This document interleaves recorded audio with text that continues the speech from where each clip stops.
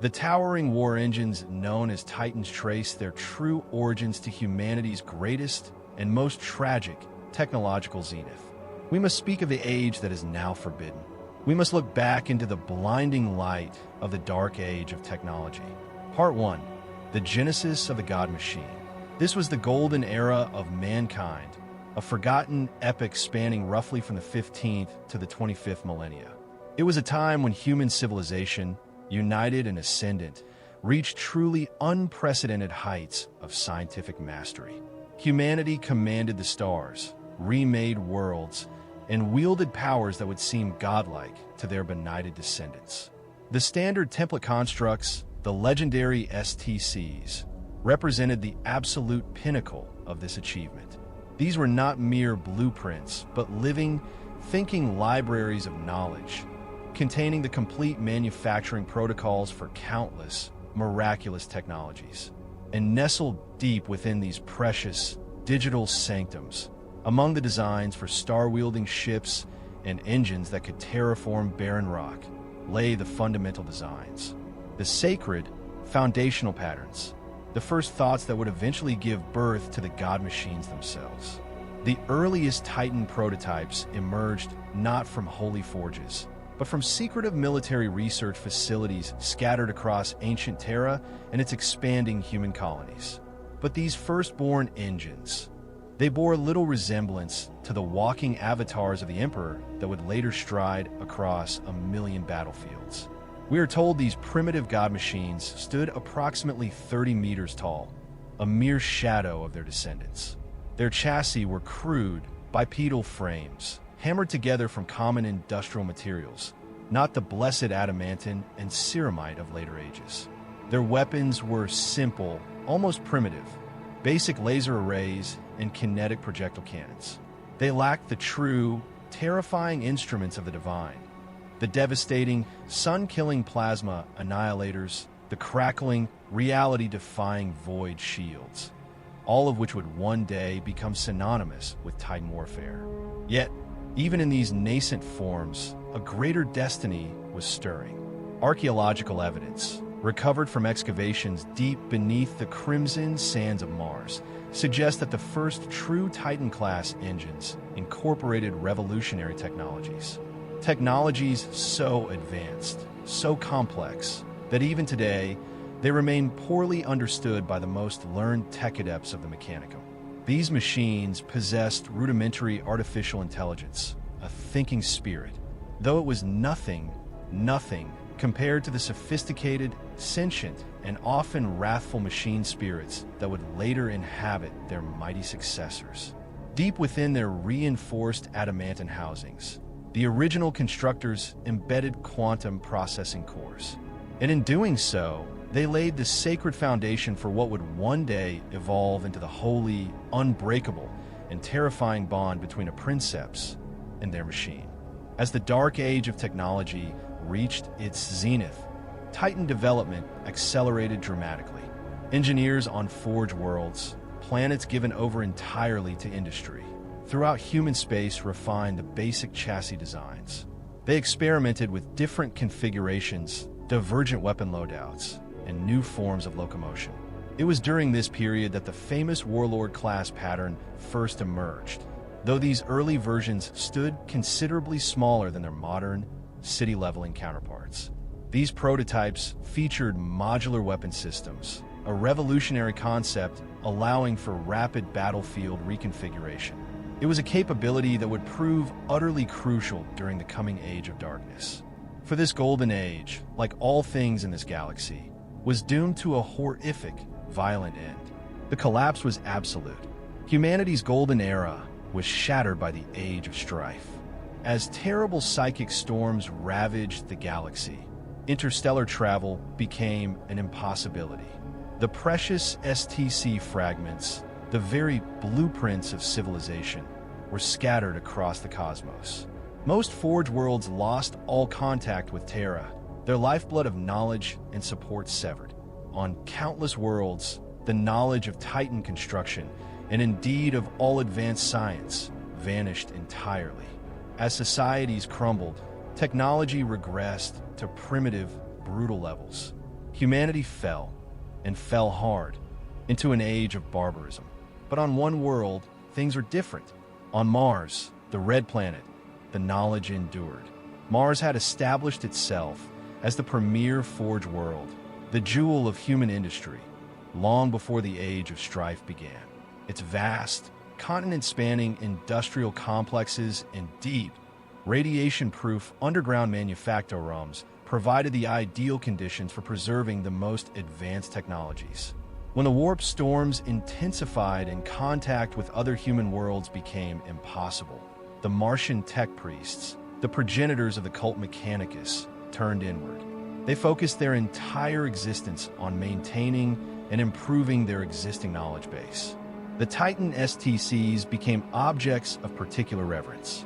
They were no longer viewed as mere designs, but as sacred gifts, holy scripture from the Omnicia, the machine god, himself. This was the birth of a new philosophy. The Mechanicum's approach to Titan construction began to differ fundamentally from that of their Dark Age predecessors. Where the original engineers had pursued efficiency, logic, and standardization, the new tech priests embraced ritual and sanctification. Every component now required a proper blessing before installation. Each joint and servo demanded specific incantations during its assembly.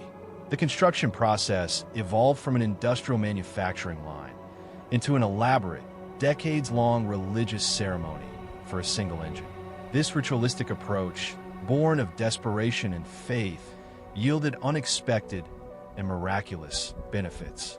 The tech priests discovered that certain ceremonial procedures actually improved Titan performance. They attributed these enhancements to the Omnicia's favor, but the truth was a fusion of faith and forgotten science. The sacred oils used in blessing ceremonies, for example, contained rare earth elements that enhanced neural interface conductivity. The ritual chanting during assembly, echoing at precise frequencies, helped identify microfractures in structural components that might otherwise have gone undetected.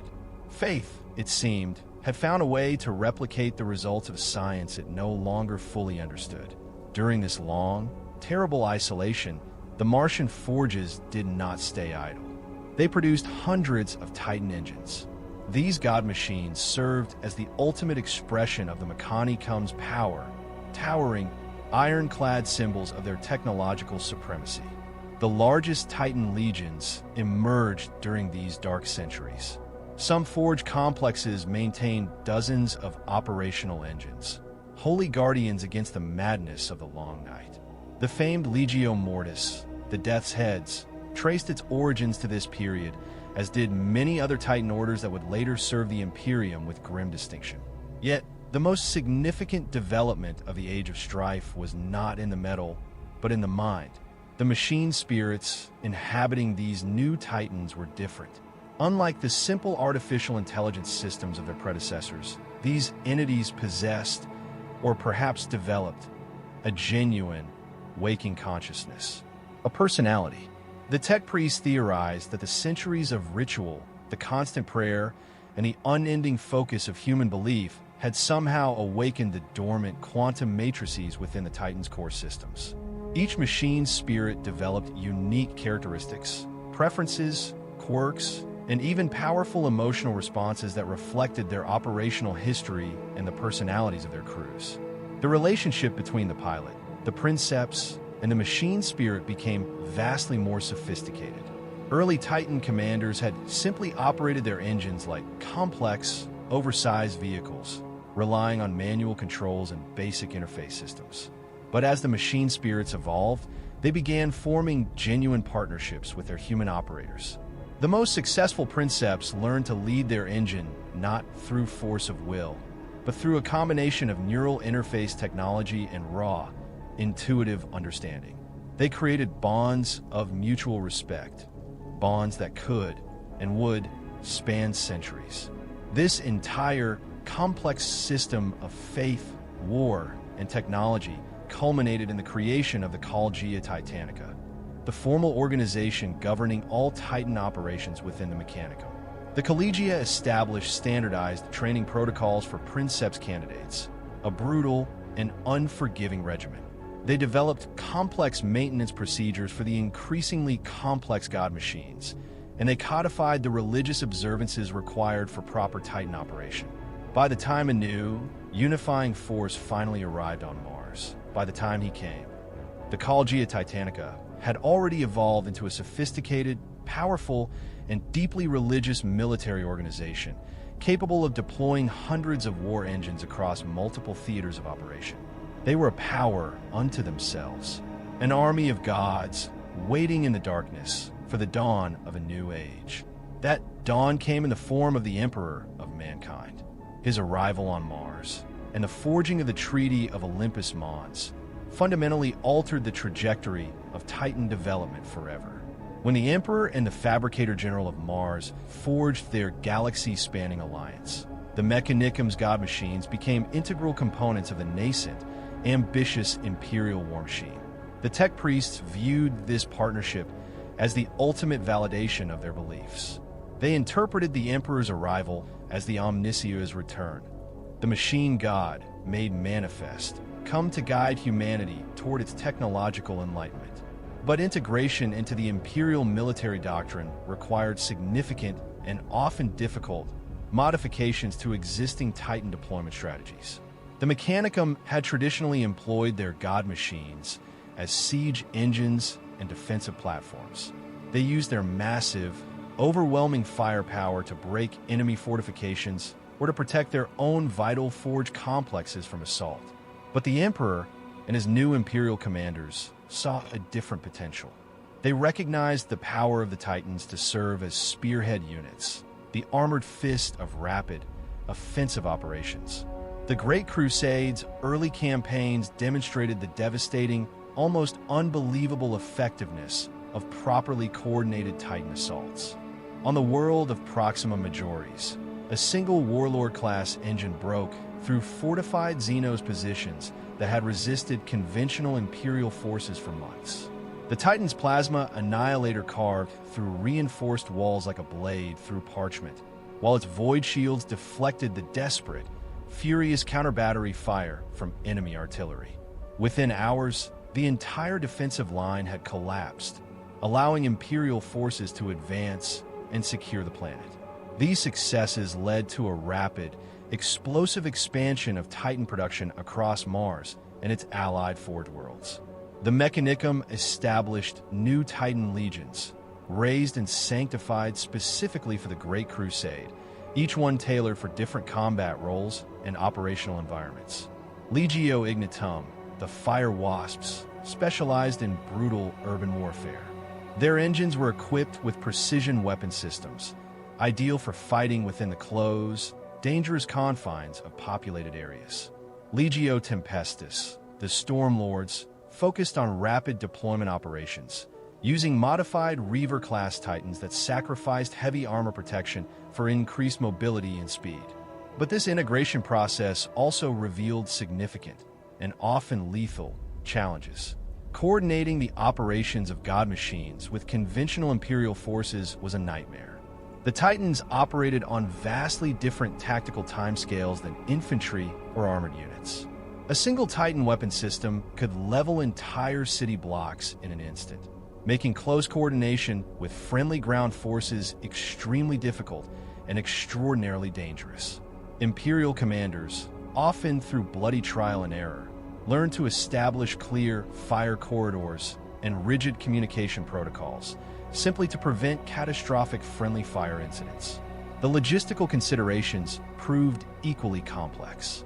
Each Titan, each God machine, required a massive support infrastructure. This included specialized transport vessels, mobile maintenance facilities, and a never-ending river of ammunition and supplies.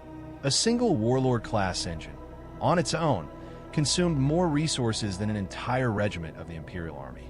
The Mechanicum was forced to develop elaborate interstellar supply chains, stretching across multiple star systems, just to keep their God machines operational during extended campaigns. And then there were the machines' spirits themselves. They, too, had to adapt to their new role within the Imperial military structure. Many Titans that had spent centuries in quiet, defensive positions on Mars struggled. Initially, with the aggressive, relentless tactics demanded by the Great Crusade. Some machine spirits developed what the tech priests termed battle hunger, an insatiable primal desire for combat that could, and often did, overwhelm an inexperienced Princeps. Others became increasingly and dangerously protective of their human crews, sometimes refusing to engage targets that might endanger their operators, even when tactically necessary. These profound behavioral changes necessitated new, even more rigorous, training protocols for Titan crews. The Collegia Titanica established combat schools on several Forge worlds, where Princeps candidates learned to work with their machine spirits under the unbelievable stress of battlefield conditions. The most successful graduates demonstrated not just technical competence, but a genuine, empathetic bond with their Titan's unique personality and combat preferences. They were not just pilots, they were partners. Part 2. The Command Hierarchy. As the Great Crusade pushed ever outward, the Adeptus Titanicus was forced to evolve.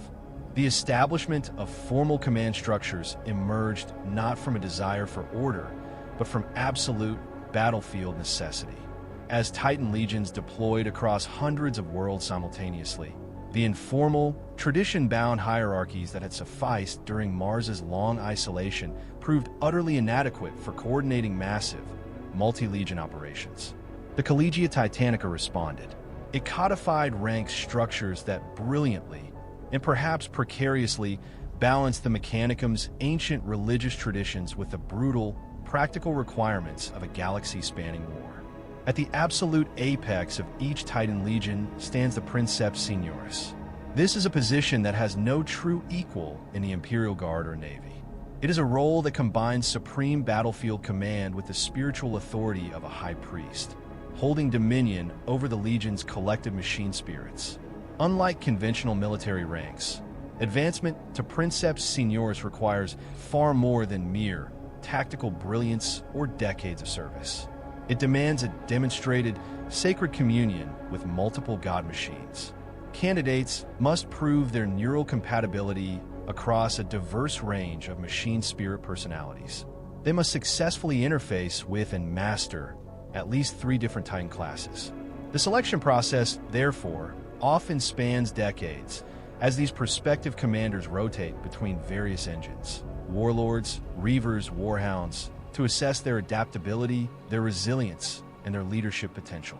One such legend was Princeps Signoris Casa Vorender of Legio Griffonicus, the War Griffins. Before assuming leadership of her entire legion, Vorender had served as the primary operator for 2 different Warlord-class engines. She had mastered the Reaver, and had even bonded with the notoriously temperamental Warhound, Ferox Venator. Each assignment was a new education in the art of divine war. The Warlords provided her with unparalleled experience in siege operations and long-range bombardment. The Reaver offered brutal lessons in combined arms coordination, and the Warhound, with its aggressive, predatory machine spirit and its rapid strike capabilities, rounded out her tactical education, granting her unmatched expertise in reconnaissance and harassment operations. She was not just a commander. She was a master of the God-Machine in all its forms. Beneath the Princeps Signoris, the individual God-Machines operate under the command of their respective Princeps. These officers represent the most experienced and battle-hardened Titan operators within the Legion. They have typically served for decades as lesser crew members, as Moderati, before earning the sacred right to neural interface to bond directly with a machine spirit. This relationship, it transcends any simple concept of mechanical operation. It evolves into a true, symbiotic partnership, one that can profoundly influence both the human and the artificial consciousness over time. But to even attempt this bond is to invite unbelievable risk. The neural interface process itself requires extensive, invasive conditioning and brutal augmentation. Princeps candidates undergo surgical implantation of cerebral shunts. Quantum resonance enhancers are driven into their skulls. Synaptic amplifiers are woven into their very nerve flesh, all to allow direct, mind-to-mind communication with the Titan systems. The procedure carries a horrifying risk. Failed implantations, even the slightest miscalculation by the tech priests, have resulted in permanent neural damage. Men and women who were once candidates for godhood have been left in drooling, catatonic states. And in the rarest, most terrifying cases, a failed bond results in complete personality absorption. The human mind devoured by the overwhelming consciousness of the machine spirit. Those who survive, those who succeed, describe the initial interface as an experience of overwhelming, terrifying transcendence. Their consciousness is suddenly, violently expanded. They no longer feel their human body. They feel only the Titan. Their senses encompass the engine's massive sensory array, its void shields, its weapons, its every joint and piston, all as extensions of their own self. But no Princeps, not even the most gifted, can manage this burden alone. Each Princeps commands a crew of Moderati, specialist operators responsible for managing the Titan's specific critical subsystems. The Moderati Primus typically handles the primary weapon systems and targeting protocols. Additional Moderati are assigned to manage the void shields, the complex locomotion systems, and the auger arrays. This division of responsibility is essential. It prevents catastrophic cognitive overload during the chaos of combat, allowing the Princeps to focus on the high-level, strategic tactical decision-making, while trusting their subordinates to manage the moment-to-moment technical operations. The most experienced Moderati develop an intuitive, almost psychic understanding of their assigned systems.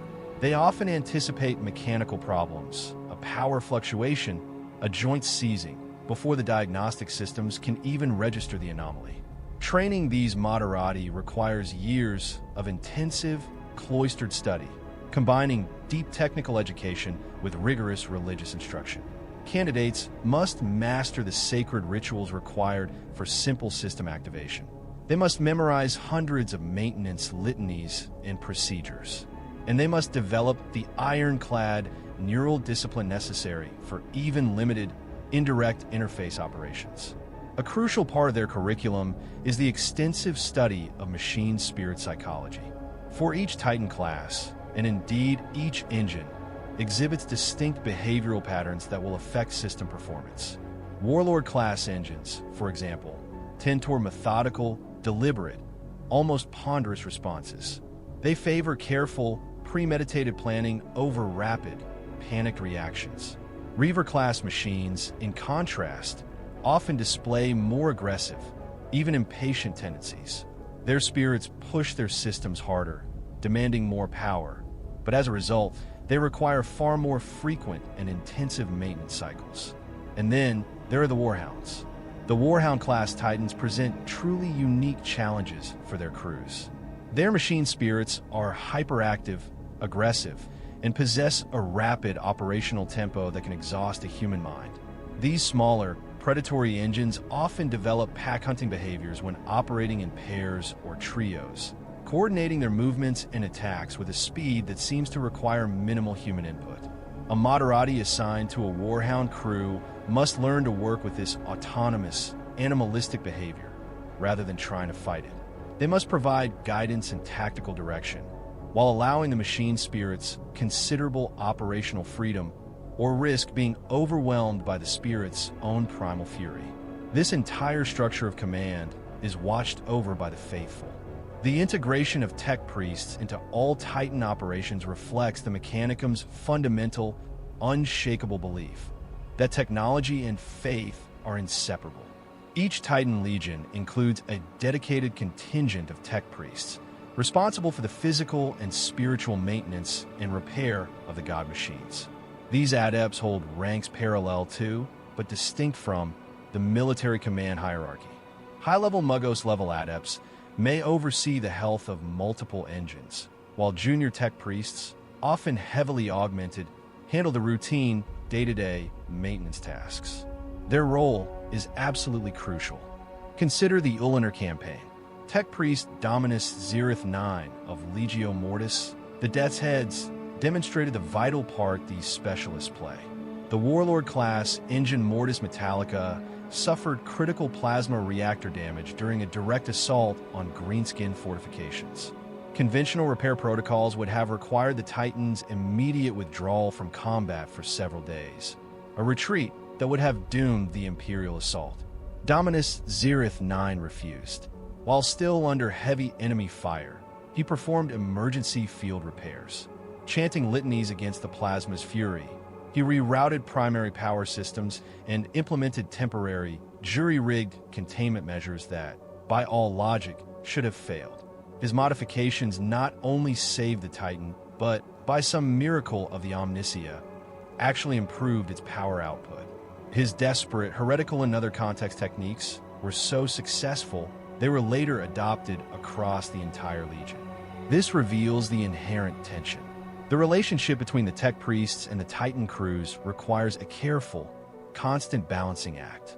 Tech priests, understandably, advocate for conservative operational parameters.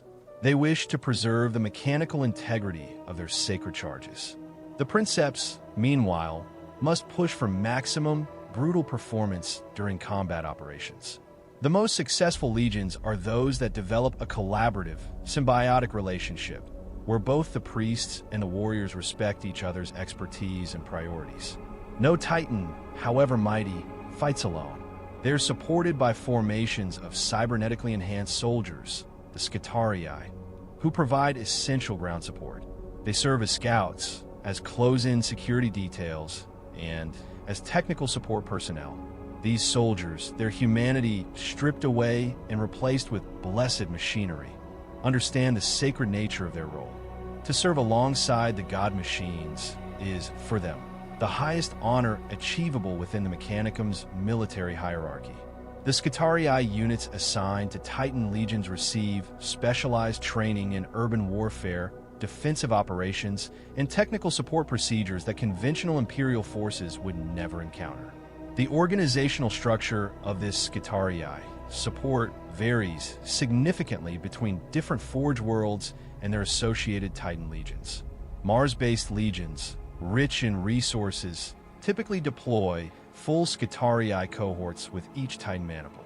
This provides comprehensive ground support, including reconnaissance elements, heavy weapons teams, and technical specialists. Poorer Forge worlds, those with limited manufacturing capacity, often assign smaller, specialized Scitarii detachments. These units focus on specific support roles and must rely on the Imperial Army to provide additional, expendable infantry support when necessary. This reliance on a home world points to a greater, more complex truth: the political dynamics of the Adeptus Titanicus.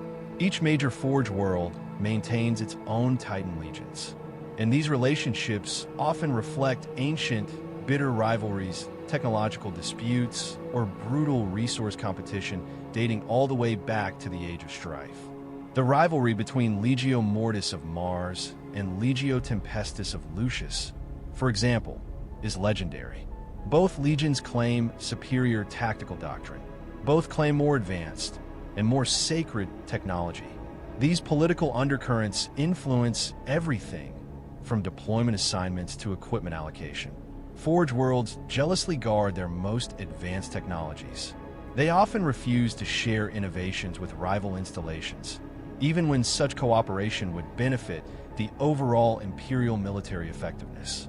The plasma cannon variants developed by Rise's tech priests, for example, remained exclusive to their own Legio Gryphonicus for decades before political pressure from Terra itself finally forced them to share the technology with other legions.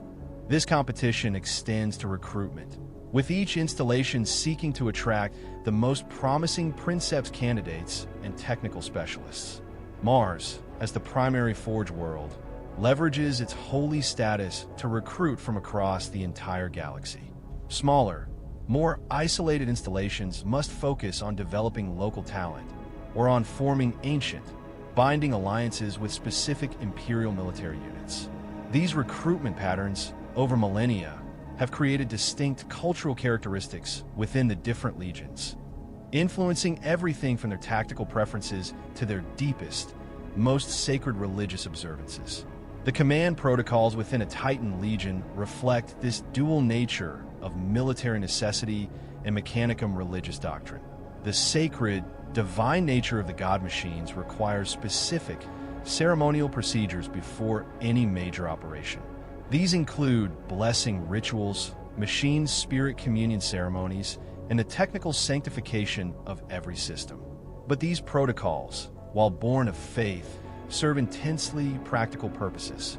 The pre-operation ceremonies provide crucial, final opportunities for last-minute system checks.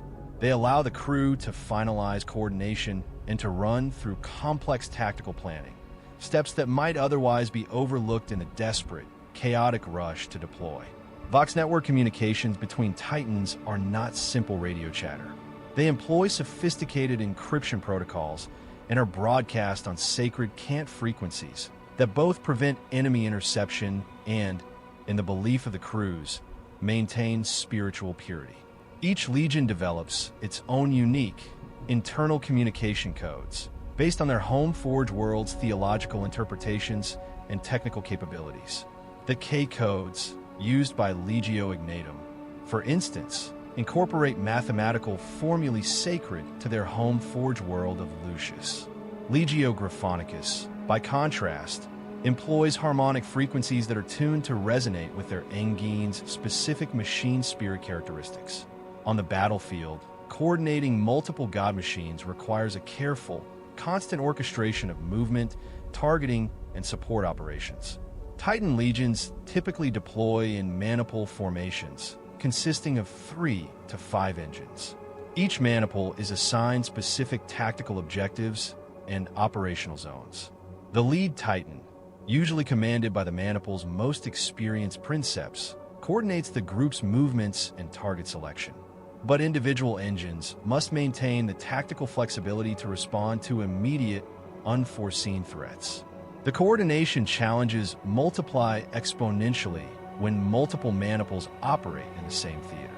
Overlapping weapon ranges, shared target priorities, and simple movement coordination require constant, flawless communication between every Princeps and their supporting elements. The most successful Legion commanders develop standardized, battle automata, tactical doctrines. These allow subordinate units to operate effectively with minimal direct oversight, freeing the senior commanders to focus on the grand, strategic decision-making, rather than being bogged down in tactical micromanagement. The most advanced legions employ sophisticated battlefield management systems. These integrate Titan sensors, Scitarii reconnaissance reports, and even orbital surveillance data into a single, comprehensive tactical display. These systems allow a Princeps to track friendly and enemy positions across a vast, continent-spanning battlefield, while identifying optimal firing positions and movement corridors. The data processing requirements for these systems are so immense, they often exceed the capacity of an individual Titan's cogitator, requiring dedicated, mobile support vehicles and technical personnel just to maintain their operational effectiveness. Yet, beyond the logistics, the tactics, and the technology, lies the psychological aspect of Titan command. This presents a unique challenge, a danger that conventional military training cannot ever hope to address. The neural interface process, the mind impulse unit, it creates an intimate, unbreakable connection between a human consciousness and a machine intelligence. And this connection can, and does, profoundly affect both participants. Experienced Princeps often report a terrible, creeping difficulty, a blurring of the lines. They struggle to distinguish between their own thoughts and the constant psychic input from their Titan's machine spirit. This is especially true during extended, non-stop operations or in the white-hot stress of high combat situations. This psychological integration, this becoming one, it can enhance combat effectiveness, allowing for near-instantaneous responses to tactical situations. But it also creates the terrible, ever-present risks of personality drift or, in the worst cases, complete neural absorption. The Collegia Titanica knows this. It maintains strict, mandatory monitoring protocols for all interface personnel. These include regular, invasive psychological evaluations and mandatory, non-negotiable rest periods between operations. Cases of complete personality absorption are, thankfully, rare, but they serve as a chilling, sobering reminder of the profound dangers inherent in the sacred human-machine interface. They're the price of stewarding a god. Part 3. The Engines of War, the Colossi. The transition from battle titans to the truly colossal god machines is not a simple matter of scaling. It is not just more metal, more armor, more guns. It marks the entry into a realm where engineering achievement borders on the miraculous and the heretical. It is the point where a machine becomes a true idol, a walking fortress, a symbol of divine, world-ending power. This realm begins with a Warlord battle titan, standing a towering 45 meters tall and massing between 2,000 and 2,500 tons.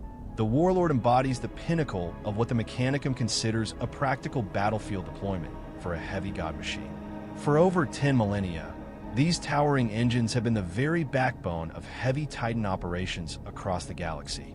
They combine truly devastating firepower with sophisticated, multi-layer defensive systems and a tactical flexibility that has made them the most iconic and the most feared of all the Emperor's war engines. The structural architecture of a Warlord is a monument of refined, ancient design. Its adamantine skeleton is built around a central, massive torso assembly, capable of mounting the very largest weapon systems in the Adeptus Titanicus arsenal. Its characteristic, cathedral-like superstructure, often adorned with spires, gargoyles, and devotional banners, houses more than just its crew. It contains the extensive power distribution networks, the cavernous ammunition storage systems, and the high-level cogitator arrays required to coordinate the engine's countless, diverse systems. Its iconic twin weapon arms can accommodate virtually any Titan-scale armament, while its carapace mounting points support additional, strategic weapon systems, transforming the Warlord into a mobile, versatile artillery platform. The machine spirits of the Warlords display characteristics notably different from their smaller cousins. The tech priests describe their nature as contemplative aggression. They possess a measured, ancient, and thinking approach to combat that emphasizes tactical analysis and long-term planning over the immediate, reactive fury of a warhound. These artificial consciousnesses are ancient.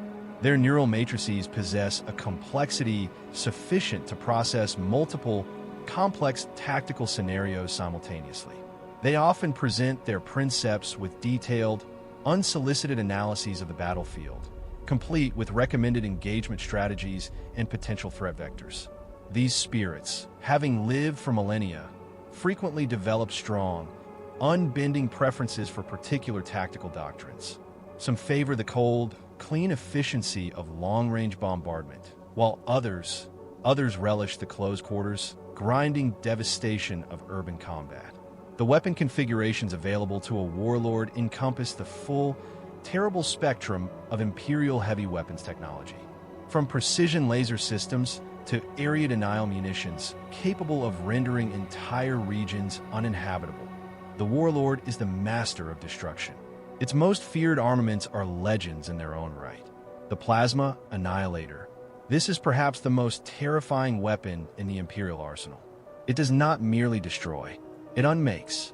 It generates the contained, furious temperatures of a stellar core, unleashing a torrent of energy that can vaporize entire building complexes or melt through the heaviest armor, plating like parchment. The weapon's primary firing chamber, a sacred and volatile mystery, reaches temperatures exceeding those found in stars, requiring exotic matter containment systems and colossal cooling arrays that occupy a significant portion of the Titan's internal volume. To operate such a weapon demands exceptional, almost suicidal skill. Its tremendous, roaring power output creates cascading, sympathetic effects throughout the entire Titan. Firing sequences must be perfectly coordinated with void shield operations, as the weapon's massive energy discharge can and will overload the Titan's own defensive barriers if it is improperly timed. The heat, the sheer unimaginable heat generated by sustained fire, requires active cooling systems that draw colossal amounts of power from the primary reactor, forcing the crew into a constant, desperate balancing act. Offensive capability versus defensive protection versus mobility. The Volcano Cannon. This is the ultimate expression of kinetic destruction. It provides the Warlord with a devastating, single-shot capability against the very heaviest of targets. It launches projectiles of immense mass and velocity, shells with sufficient kinetic energy to punch through fortress walls or, with a single direct hit, destroy an enemy Titan. Its massive bore allows for diverse ammunition types, from standard high-explosive shells to specialized, adamantine core penetrator round designed specifically for anti-Titan warfare. The most feared variant, the one whispered of in terror, employs a Melticore warhead. This round combines the shattering kinetic impact with an apocalyptic thermal devastation, creating a localized fusion reaction on impact that can breach even a void-shielded target. The weapon's tremendous, frame-shaking recoil requires specialized, hydraulic mounting systems and structural reinforcement throughout the Titan's entire chassis, with massive shock absorption mechanisms that distribute the impact across multiple structural points to prevent the God Machine from literally tearing itself apart with every shot. The Apocalypse Missile Launcher. This weapon transforms the Warlord from a line breaker into a strategic bombardment platform. It is capable of engaging multiple, separate targets across a vast area simultaneously. These sophisticated systems house dozens of guided missiles with a terrifyingly diverse range of warhead configurations. They can unleash conventional high-explosive rounds or exotic, forbidden munitions, including virus bombs that scour all life, plasma warheads that burn the very air, and even gravitational implosion devices that crush targets out of existence.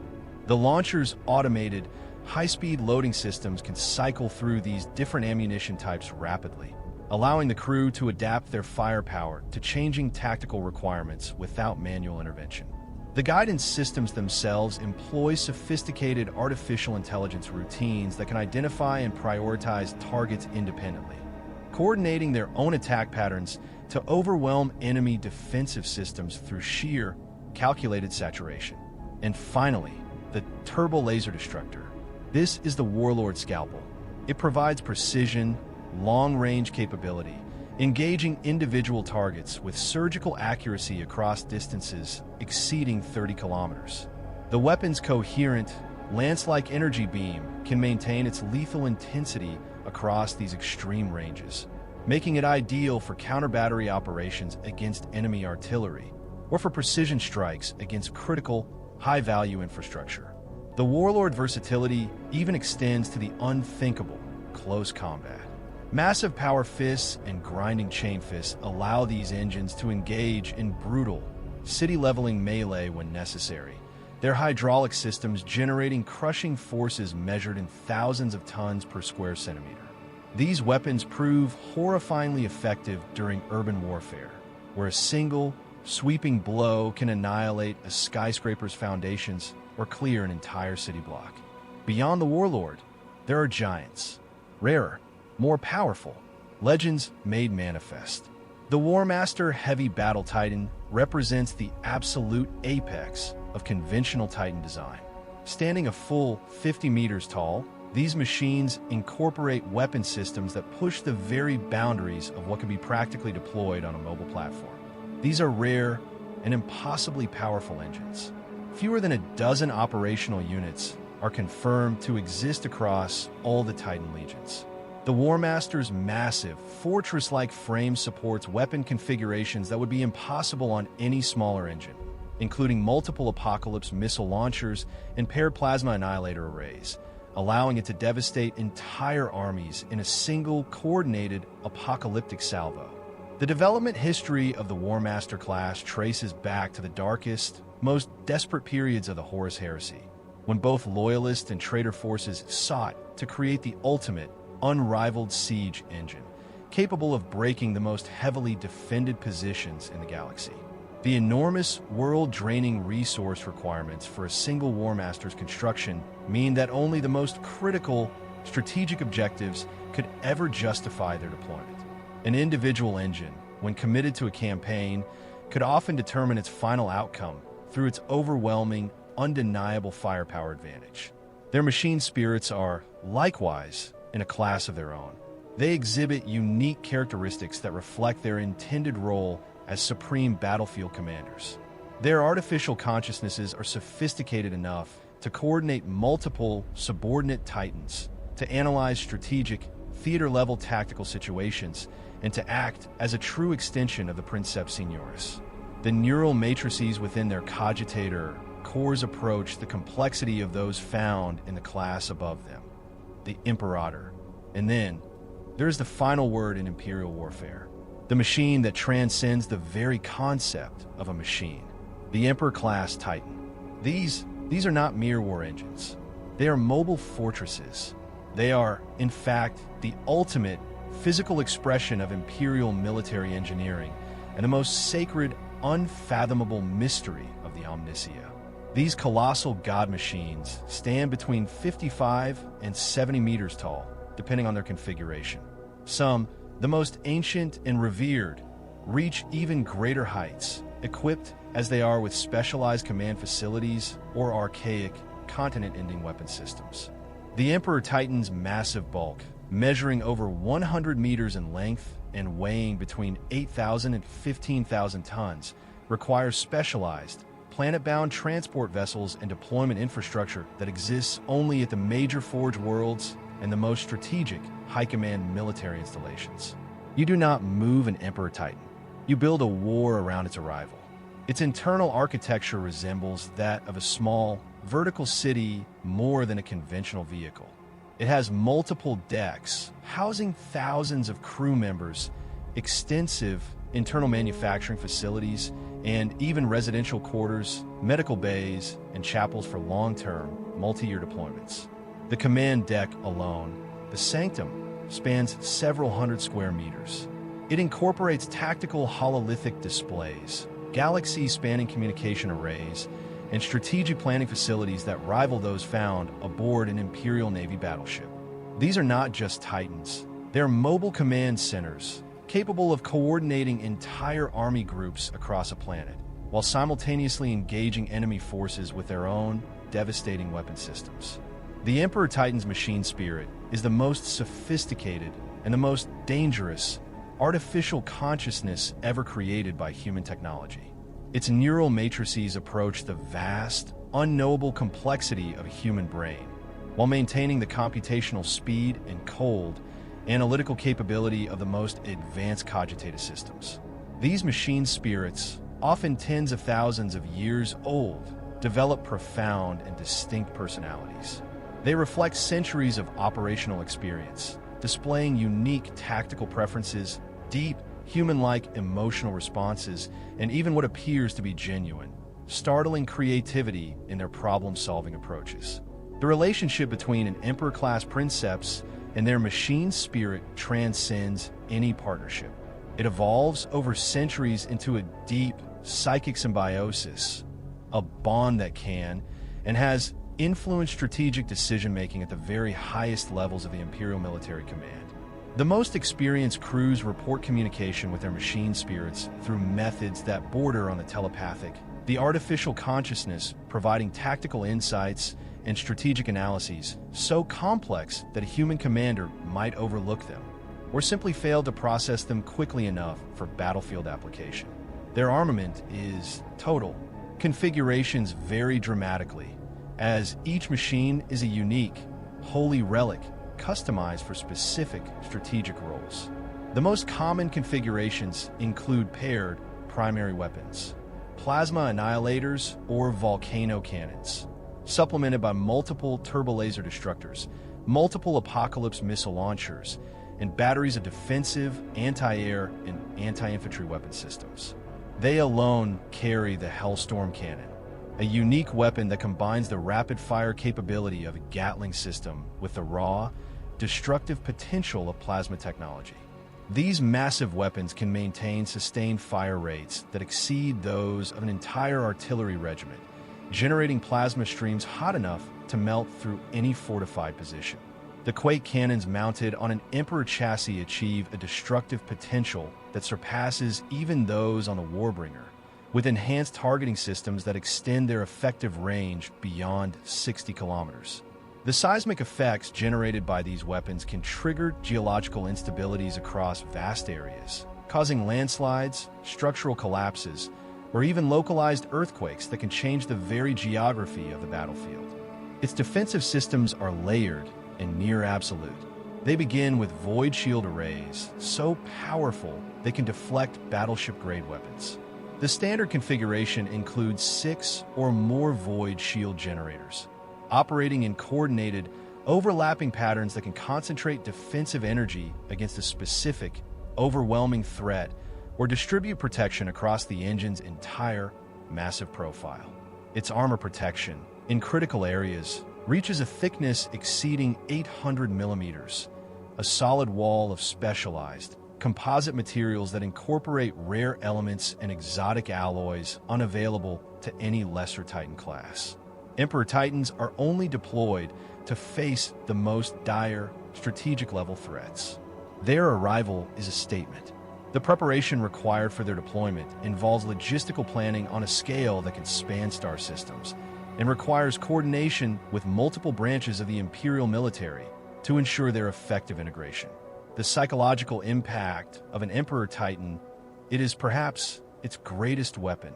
Enemy forces, even hardened veterans, have been known to surrender en masse, to break and retreat in mindless panic, rather than attempt a direct, hopeless engagement with a walking god. Imperial propaganda services have extensively documented the morale effects of an Emperor's deployment, noting significant, immediate improvements in friendly force effectiveness and a corresponding total degradation of enemy combat performance in any theater where these god machines walk. They are the ultimate sanction, the final, terrible answer to any question of Imperial supremacy. Part 4. The Divine Arsenal. The devastating arsenal carried by the Imperial Titans represents the absolute pinnacle of human weapons technology. It incorporates design principles and manufacturing techniques that stretch back to the blinding light and deepest shadows of the Dark Age of technology. Each weapon system mounted on these god machines embodies millennia of refinement, of bloody, field-tested knowledge. They combine raw, incomprehensible destructive power with sophisticated targeting systems and reliability mechanisms that must function under the extreme, reality-bending conditions of Titan-scale warfare. The primary armaments alone possess the firepower equivalent to entire regiments of Imperial Guard artillery. The secondary systems, in turn, provide the tactical flexibility necessary to engage 1,000 different types of threats across the most complex and brutal battlefield environments. These are not simply guns. They are the instruments of a god's judgment, and they are perhaps the most feared objects in the entire galaxy. We begin with the energies of a star itself, the plasma destructor. Even among the Adeptus Mechanicus, this weapon is spoken of in hushed, reverent tones. It stands among the most feared and the most unstable weapons in the Imperial arsenal. It does not simply shoot. It channels the fundamental, annihilating forces that power the stars themselves, unleashing them in coherent streams of superheated matter. A single, sustained blast can reduce an entire city block to a pool of molten slag. The weapon's primary firing chamber contains magnetic confinement fields that compress hydrogen isotopes to densities approaching those found in a stellar core. This triggers a contained, miniature fusion reaction, generating temperatures that exceed 10 million degrees. The resulting plasma stream, a torrent of pure, sun-hot fury, maintains its coherence across distances of several kilometers, guided by sophisticated magnetic focusing systems that must constantly adjust for atmospheric conditions and electromagnetic interference. The engineering challenges involved in its construction are immense. They demand materials and manufacturing techniques known only to the most ancient and advanced forge worlds. The confinement chamber walls consist of layered adamantine and ceramite composites, infused with priceless rare earth elements that can, just barely, withstand the tremendous thermal and magnetic stresses of a firing sequence. The magnetic field generators themselves employ superconducting coils cooled by liquid helium systems that operate at temperatures approaching absolute zero, creating an almost impossible temperature differential, all to keep the star plasma stable. Operational protocols for plasma destructors require extensive, specialized crew training and constant, terrifying vigilance. The weapon's tremendous power creates cascading, parasitic effects throughout the entire Titan. During the 30-second charging cycle, power systems across the engine must redirect energy from non-essential systems, even from shields and mobility, to support the weapon's enormous, insatiable requirements. The actual discharge, the moment of unleashed divine wrath, lasts only for a few milliseconds. But the thermal bloom, the shockwave of heat, can incinerate nearby friendly units. It requires careful, flawless coordination with all supporting forces. The destructive effects are absolute. The superheated plasma vaporizes organic matter instantly. It melts through the heaviest armor plating in seconds. Fortified positions, bunkers of reinforced plasteel and rockcrete, offer no protection. The extreme temperatures cause their structural materials to undergo phase transitions, compromising their integrity and collapsing them into ruin. Even when the plasma stream itself fails to achieve a direct, physical penetration. Against other Titans, it is the ultimate weapon. A plasma impact can instantly overload void shield generators and cause catastrophic, cascading damage to internal systems, all through the sheer, inescapable violence of thermal shock.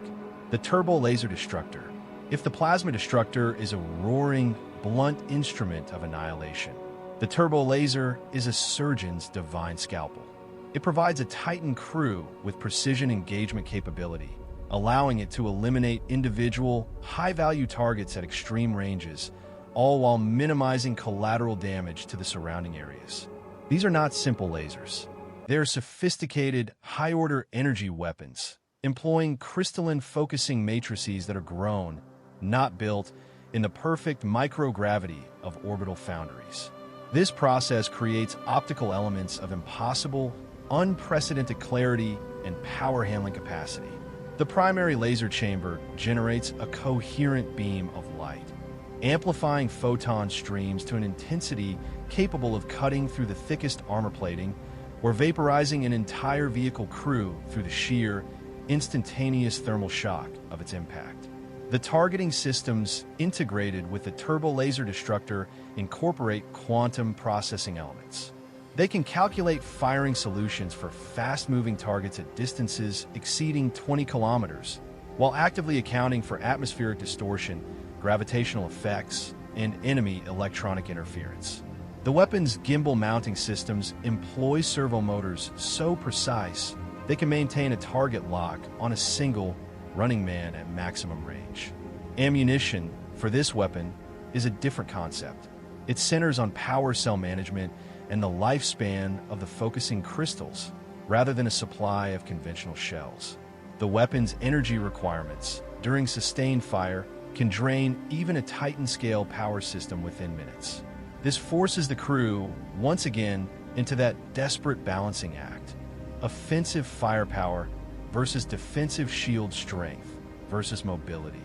The precious focusing crystals, those miracles of zero-gravity engineering, gradually degrade under the strain of repeated, high-energy discharges.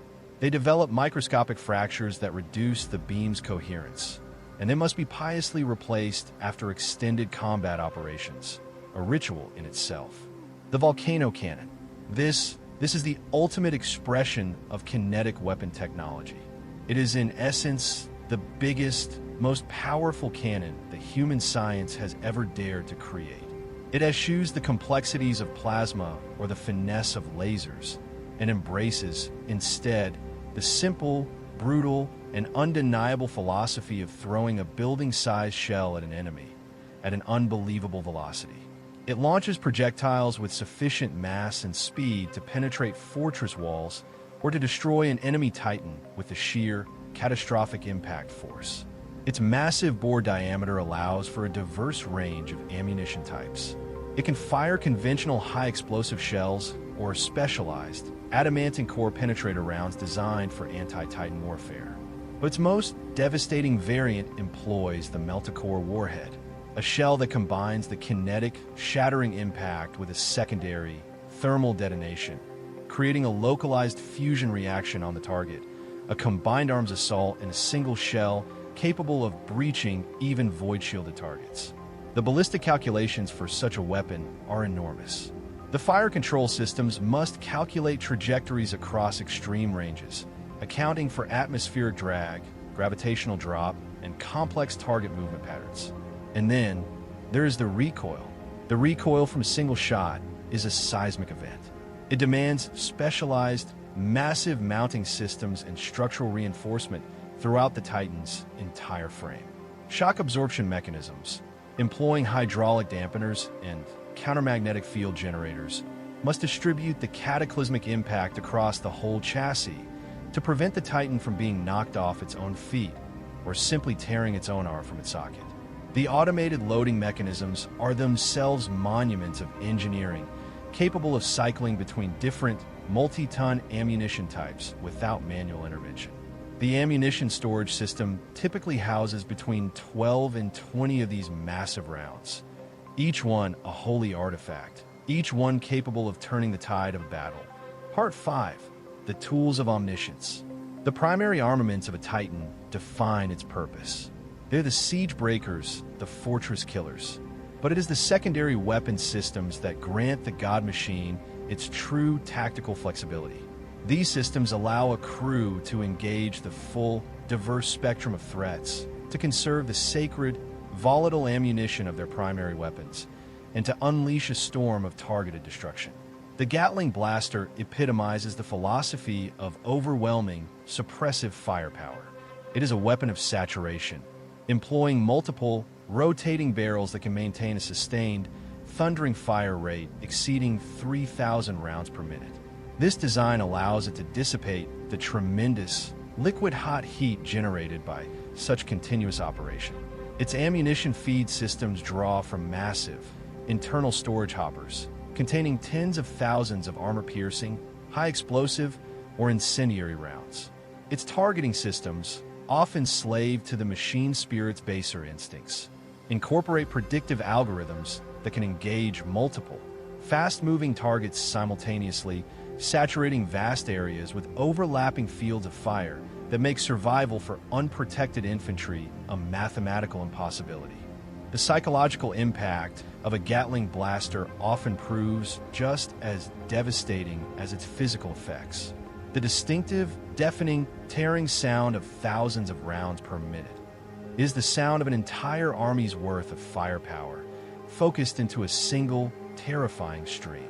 It is a sound that breaks morale, scatters formations, and creates mindless panic among enemy forces, even when direct casualties remain limited. Then, there is the Megabolter. This ancient and revered weapon scales up the proven, mass-reactive bolt technology employed by the Emperor's own space marines to a size appropriate for a Titan. It fires mass-reactive shells, each one the size of a conventional artillery round, at velocities that generate tremendous kinetic impact. But like all bolt weaponry, the true devastation comes after the impact. Each bolt contains a micro-explosive charge and a diamond-tipped core. It penetrates the target's armor, and only then does it detonate, creating catastrophic, internal damage that could disable a tank, shatter a bunker, or eliminate an entire infantry squad with a single, perfectly placed hit. The weapon's reliability is its most sacred virtue. Its robust, mechanical firing mechanisms prove far less susceptible to electromagnetic interference or harsh environmental conditions than the more complex, volatile energy-based systems. This, combined with its standardized ammunition, makes it a valuable and trusted tool for sustained suppression fire during the long, grinding engagements where maintenance opportunities are a forgotten luxury. The Apocalypse Missile System. We have spoken of this weapon in the context of the Great Warlords, but its smaller cousins are mounted on Titans of all classes. These systems transform any Titan into a mobile, versatile artillery platform, capable of engaging multiple targets across a vast area simultaneously. These sophisticated launchers house dozens of guided missiles, each one a different prayer to the god of war. Their warhead configurations range from conventional high-explosive rounds to exotic, specialized ammunition, plasma warheads that burn the air, virus bombs that scour life, and gravitational implosion devices that crush targets out of existence. The guidance systems within these missiles incorporate their own artificial intelligence routines, sophisticated enough to identify and prioritize targets independently, or to coordinate their attack patterns with other missiles, flying in complex, weaving swarms to overwhelm and saturate enemy defensive systems through sheer, calculated volume. Advanced variants can loiter over a target area, circling like patient hawks, awaiting the optimal moment to strike, using their own onboard sensors to track enemy movements and identify high-value targets as they emerge from cover. A single programmed launch sequence can unleash a rolling, sequential barrage, a perfectly timed, destructive cascade that walks across an entire enemy formation, ensuring total, inescapable annihilation. A Titan's offensive power is legendary, but it is its defensive capability, its survival, that borders on the miraculous. And this miracle is achieved through the Void Shield Generator. This is perhaps the most crucial and most mysterious defensive system mounted on an Imperial Titan. It does not simply block an attack. It projects a barrier of pure, shimmering energy, a protective envelope that extends several meters beyond the Titan's physical structure. This crackling, distorting barrier intercepts incoming projectiles and energy beams before they can ever touch the sacred adamantine armor. It can deflect or absorb a tremendous amount of incoming fire, shunting energy weapon impacts into specialized capacitor arrays and electromagnetically repelling high-velocity projectiles. But this divine protection comes at a colossal price. The shield generators draw enormous amounts of power from the Titan's plasma reactor. This requires constant, careful energy management during an engagement, a frantic, desperate balancing act to prevent a catastrophic system overload or, far worse, a reactor instability. These are layered protection systems, with multiple, overlapping energy fields providing redundant defensive coverage. And they can be focused. The crew can coordinate the shield modes to concentrate their protective strength in a specific direction to face an anticipated, overwhelming threat. But the Void Shield has a critical, terrifying limitation. It has a vulnerability window. When a shield is overloaded by sustained, concentrated fire, it will collapse. And for several agonizing seconds, the generator must regenerate its protective barrier. During these brief, horrifying moments, the Titan is naked. It is vulnerable to enemy fire that can now penetrate its armor and damage critical internal systems. An experienced crew, they live and die by this timing. They learn to time their shield usage with a preternatural skill. They will even allow their barriers to collapse deliberately during a lull in enemy fire, just to preserve the generator's capacity, saving that divine protection for the crucial, inevitable moment when the true enemy counter-assault begins. How does a crew, a mere handful of humans, manage this storm of data, the weapons, the shields, the power, the movement? They do not truly. They are part of a greater whole. They are guided by the machine's spirit targeting systems. This is where the artificial consciousness inhabiting each god machine is integrated with the sophisticated cold logic sensor arrays and the fire control computers. This fusion creates a targeting solution, a battlefield awareness, that is vastly superior to what a purely mechanical or a purely human system could ever achieve. The machine's spirit, it processes thousands of data streams simultaneously. It maintains a perfect instinctive awareness of the entire battlefield, allowing it to prioritize targets and sequence engagements with a speed and efficiency that a human operator, locked in the chaos of battle, might overlook. This is where the neural interface, the mind impulse unit, becomes so critical. It creates a direct, mental link between the Princeps, the Moderati, and their Titans targeting arrays. The machine spirit does not just send data to a screen. It presents targeting recommendations directly into the crew's consciousness, while simultaneously calculating the firing solutions and adjusting the weapon systems for the optimal engagement. This holy integration allows an experienced crew to engage multiple, separate targets in rapid, fluid succession, all while maintaining a high-level, strategic awareness of the broader battlefield. This awareness is fed by the Auspex arrays. These are the senses of the God Machine. They are sophisticated, multi-layered sensor systems that can penetrate electronic countermeasures, dense terrain, and even the veil of the future to detect hidden enemy positions at distances exceeding 50 kilometers. These systems employ a dozen different detection methods: electromagnetic spectrum analysis, gravitational field mapping, quantum resonance scanning. They can identify specific vehicle types, troop concentrations, and even enemy Titan classes just by analyzing their unique energy signatures. This ocean of sensor data feeds directly and instantly into the Legion command networks through heavily encrypted, sacred communication channels.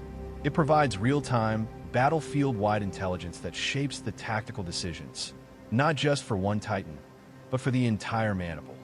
This integration of data with the targeting systems allows for automatic threat assessment.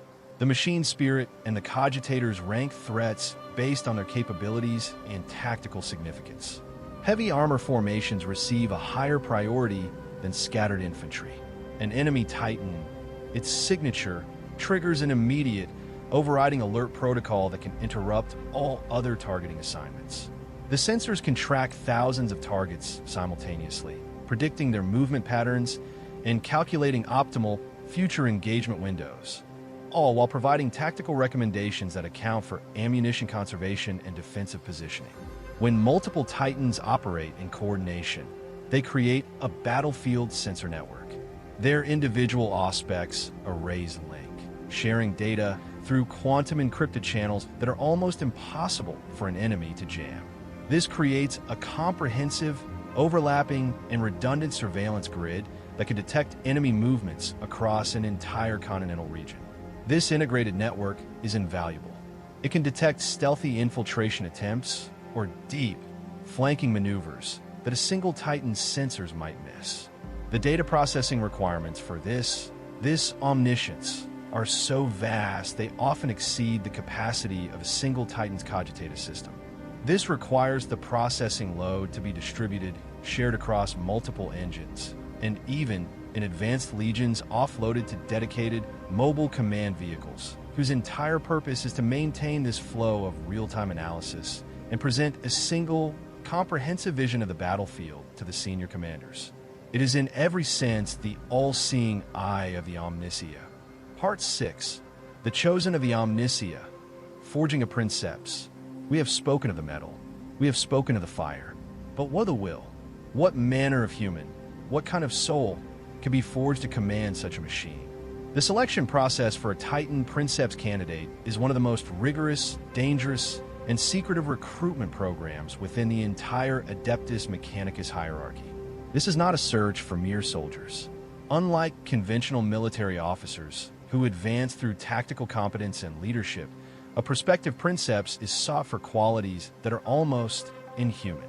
They are tested for unimaginable mental fortitude, for a rare, specific psychic compatibility, and for a level of neural flexibility that will allow them to successfully and sanely interface with a machine spirit, an artificial consciousness with the power, age, and awareness of a god. The Collegia Titanica maintains strict, unforgiving screening protocols. They evaluate candidates across a dozen psychological, physiological, and spiritual dimensions before permitting them to even approach a Titan sanctum. The requirements for mental fortitude extend far beyond simple courage. They encompass a psychological resilience that can withstand the overwhelming, crushing sensory input and the violent consciousness expansion inherent in the Titan neural interface. Candidates are subjected to extensive brutal psychological evaluations. Stress response testing.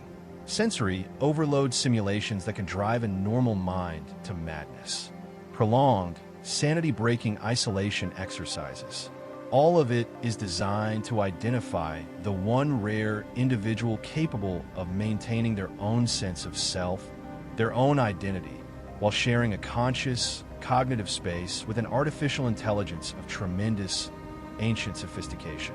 The failure rate during this initial screening exceeds 90%. Many candidates, the hopeful and the strong, are left with permanent psychological damage, broken by the mere simulation of the interface. For those who pass, the true test begins. Psychic compatibility. Specialized, archaic equipment, itself a Dark Age relic, is used to identify individuals whose neural patterns can synchronize with a machine spirit without triggering a catastrophic rejection or a fatal consciousness conflict. This testing apparatus incorporates modified components of the Mind Impulse Unit, the MIU, creating a limited, terrifying interface connection with dormant machine spirit fragments. It is here that the candidate's very soul is measured. The adepts look for natural, harmonic frequencies in their brainwaves, frequencies that align with the standard Titan consciousness matrices. Successful candidates feel a sense of resonance, a connection. Incompatible individuals experience severe, agonizing neural feedback, a psychic scream that can cause permanent, irreversible brain damage or leave them in a living, catatonic death. Those few who are found worthy, those whose minds are both iron-hard and perfectly in tune, are accepted. Their training regimen will span years, years of intensive, isolating preparation. It is a brutal combination of technical education, deep religious instruction, and a gradual, painful neural conditioning, all designed to prepare a fragile human consciousness for the impossible, the merging with a machine god. Initial training phases focus on building the mental discipline. They use meditation techniques and consciousness expansion exercises adapted from the forgotten, ancient practices of old Terra. They must learn to maintain their individual identity, their self, while sharing cognitive space with a simulated, artificial consciousness. And then comes the physical transformation, the ritual of the blade and the augmetic. The physical conditioning for a Princeps includes extensive surgical modification, all to accommodate the neural interface hardware. The candidate is, in essence, remade. Cerebral shunts are drilled into their skull. Quantum resonance enhancers are implanted deep within their brain tissue. Synaptic amplifiers are woven into their spinal column, creating the direct, physical pathways between human nerve flesh and the Titan's cogitator networks. These surgical procedures, they're not delicate, they are brutal, and they carry a significant accepted mortality rate. Approximately 30% of candidates die during implantation or during the agonizing recovery period that follows. There is sacrifice to the omniscia. The survivors, they're no longer fully human. They require months of rehabilitation, as their nervous systems must relearn how to function, how to adapt to the foreign hardware now fused with their bodies, and how to process the sudden, enhanced sensory input their new augmentations provide.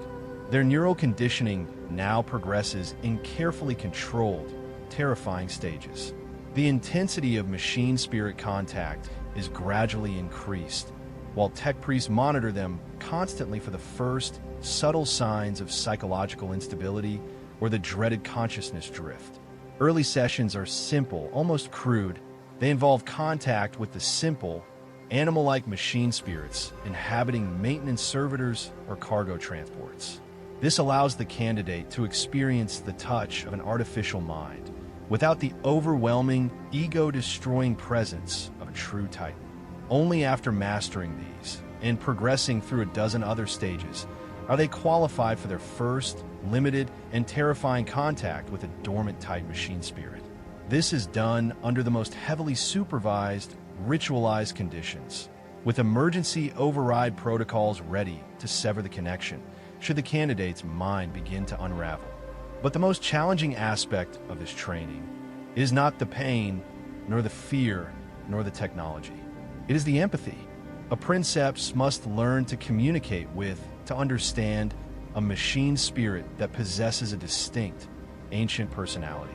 A mind with its own preferences, its own emotional responses, its own fury, all developed over centuries or even millennia of operational experience. Each Titan consciousness is unique. Its personality is a reflection of its construction history, its previous crews, its greatest victories, and its most traumatic defeats. The Princeps must develop an intuitive, empathetic understanding of this.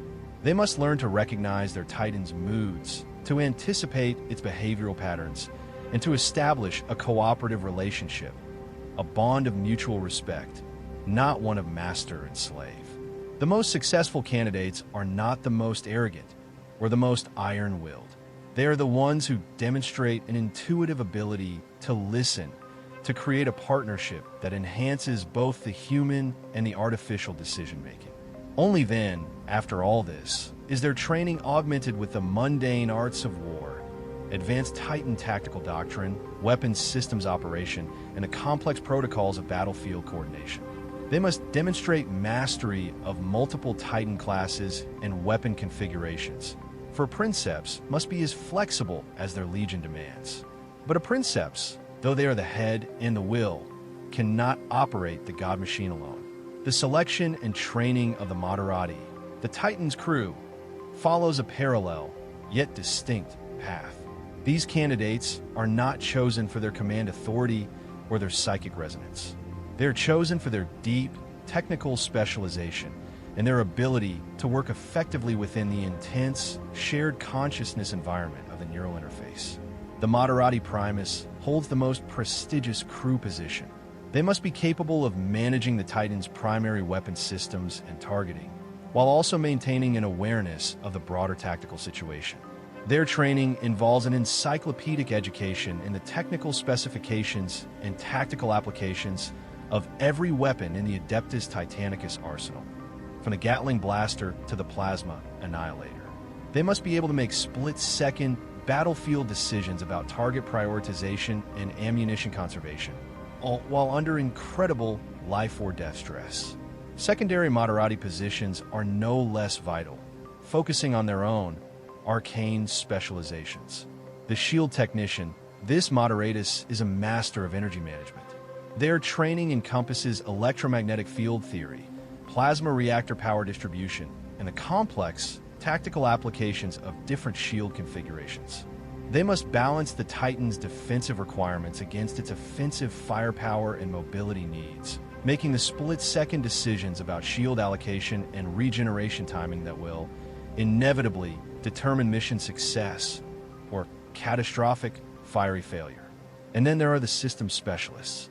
These Moderati are masters of a single sacred subsystem: locomotion control, the Auspex sensor arrays, the communication networks, or the life support systems. They undergo deep, specialized training, while still maintaining a general knowledge of all other systems in case of emergency. The most experienced of these specialists, they develop an intuitive, holy understanding of their equipment. They can feel a subtle change in the rhythm of a leg piston or a faint drop in a sensor's sensitivity, identifying potential catastrophic problems long before any diagnostic system can register the anomaly. They're the hands, the eyes, and the ears of the God Machine, just as the Princeps is its mind and its soul. Part 7, the unhallowed union, the MIU and the price of command. At the very heart of the Titan, at the nexus of the human and the divine, lies the most critical and the most dangerous component of all. It is the key to the partnership. It is the door between two worlds.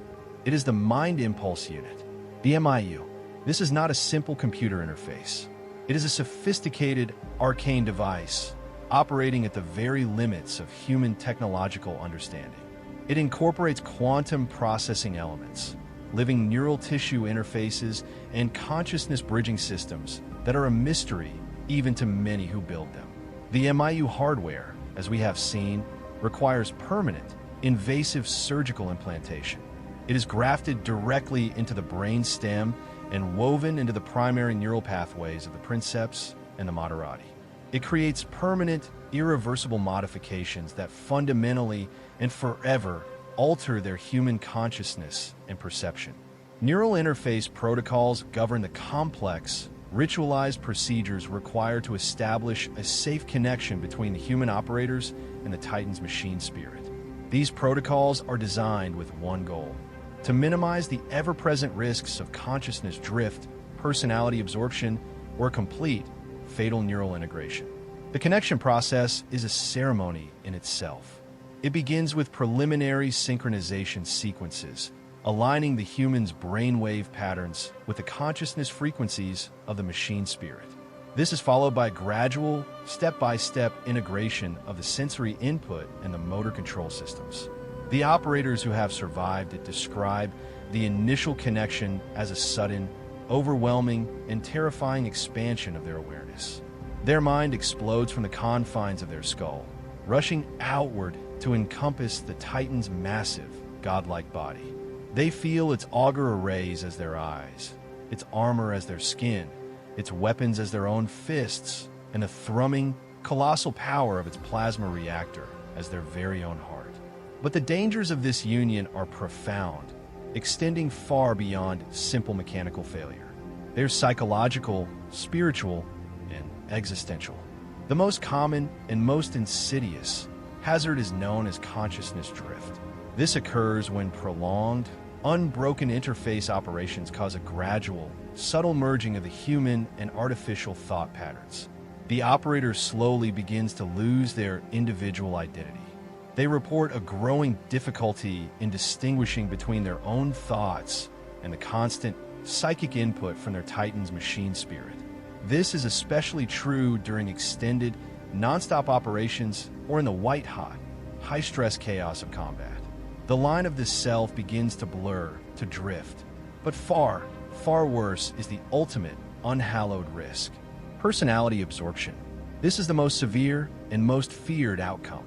It occurs when a machine spirit, one with a particularly strong, ancient, or aggressive personality, simply overwhelms the human consciousness. It does not just merge, it consumes. It integrates the human's individual identity, their memories, their very soul, into its own vast, artificial awareness. The results are horrifying. The affected operators, to an outside observer, may still seem functional. They typically retain their technical knowledge and their operational capabilities, but they are empty. Their human emotional responses are gone. Their personal relationships, their memories, their humanity, it has been erased, or rather, absorbed. These tragic figures function as a near-perfect extension of the Titan, but they become increasingly and permanently isolated from all human social interaction and emotional connection. They are, in essence, a ghost, a living man or woman, already devoured by their own god. The Collegia Titanica is not blind to these horrors. They implement rigid safeguard protocols, mandatory disconnection periods, constant, invasive psychological monitoring, and, in the most dire circumstances, emergency override procedures designed to forcibly sever the connection and prevent a permanent, catastrophic integration. The most advanced safeguard systems even incorporate their own AI routines, designed to recognize the earliest, subtle, neurological signs of consciousness drift, and to implement protective measures before the damage becomes irreversible. And what of those who not only endure this, but master it, who not only bond with one spirit, but with many? This brings us to the apex of the Titan command hierarchy, the Princeps Senioris. These exceptional, and perhaps no longer human, individuals have demonstrated a mastery that is almost unbelievable. They have commanded multiple Titan classes. They have led complex, multi-engine operations.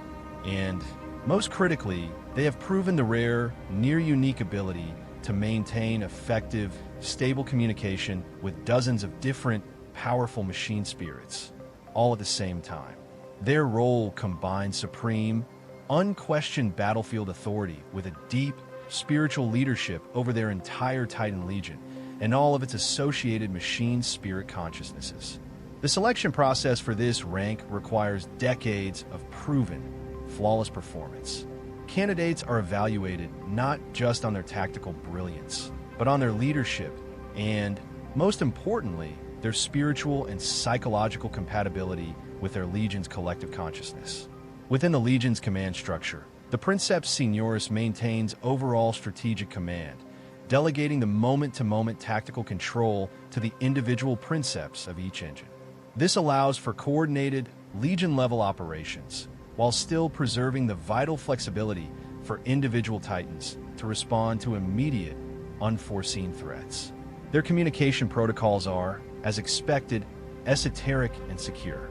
They employ sophisticated encryption and sacred cant frequencies. But at the highest levels, they use technology that borders on the divine, quantum entanglement systems that provide instantaneous, unjammable contact between Legion elements, regardless of distance or electromagnetic interference. And in the most sensitive, critical moments, they employ direct machine spirit relays.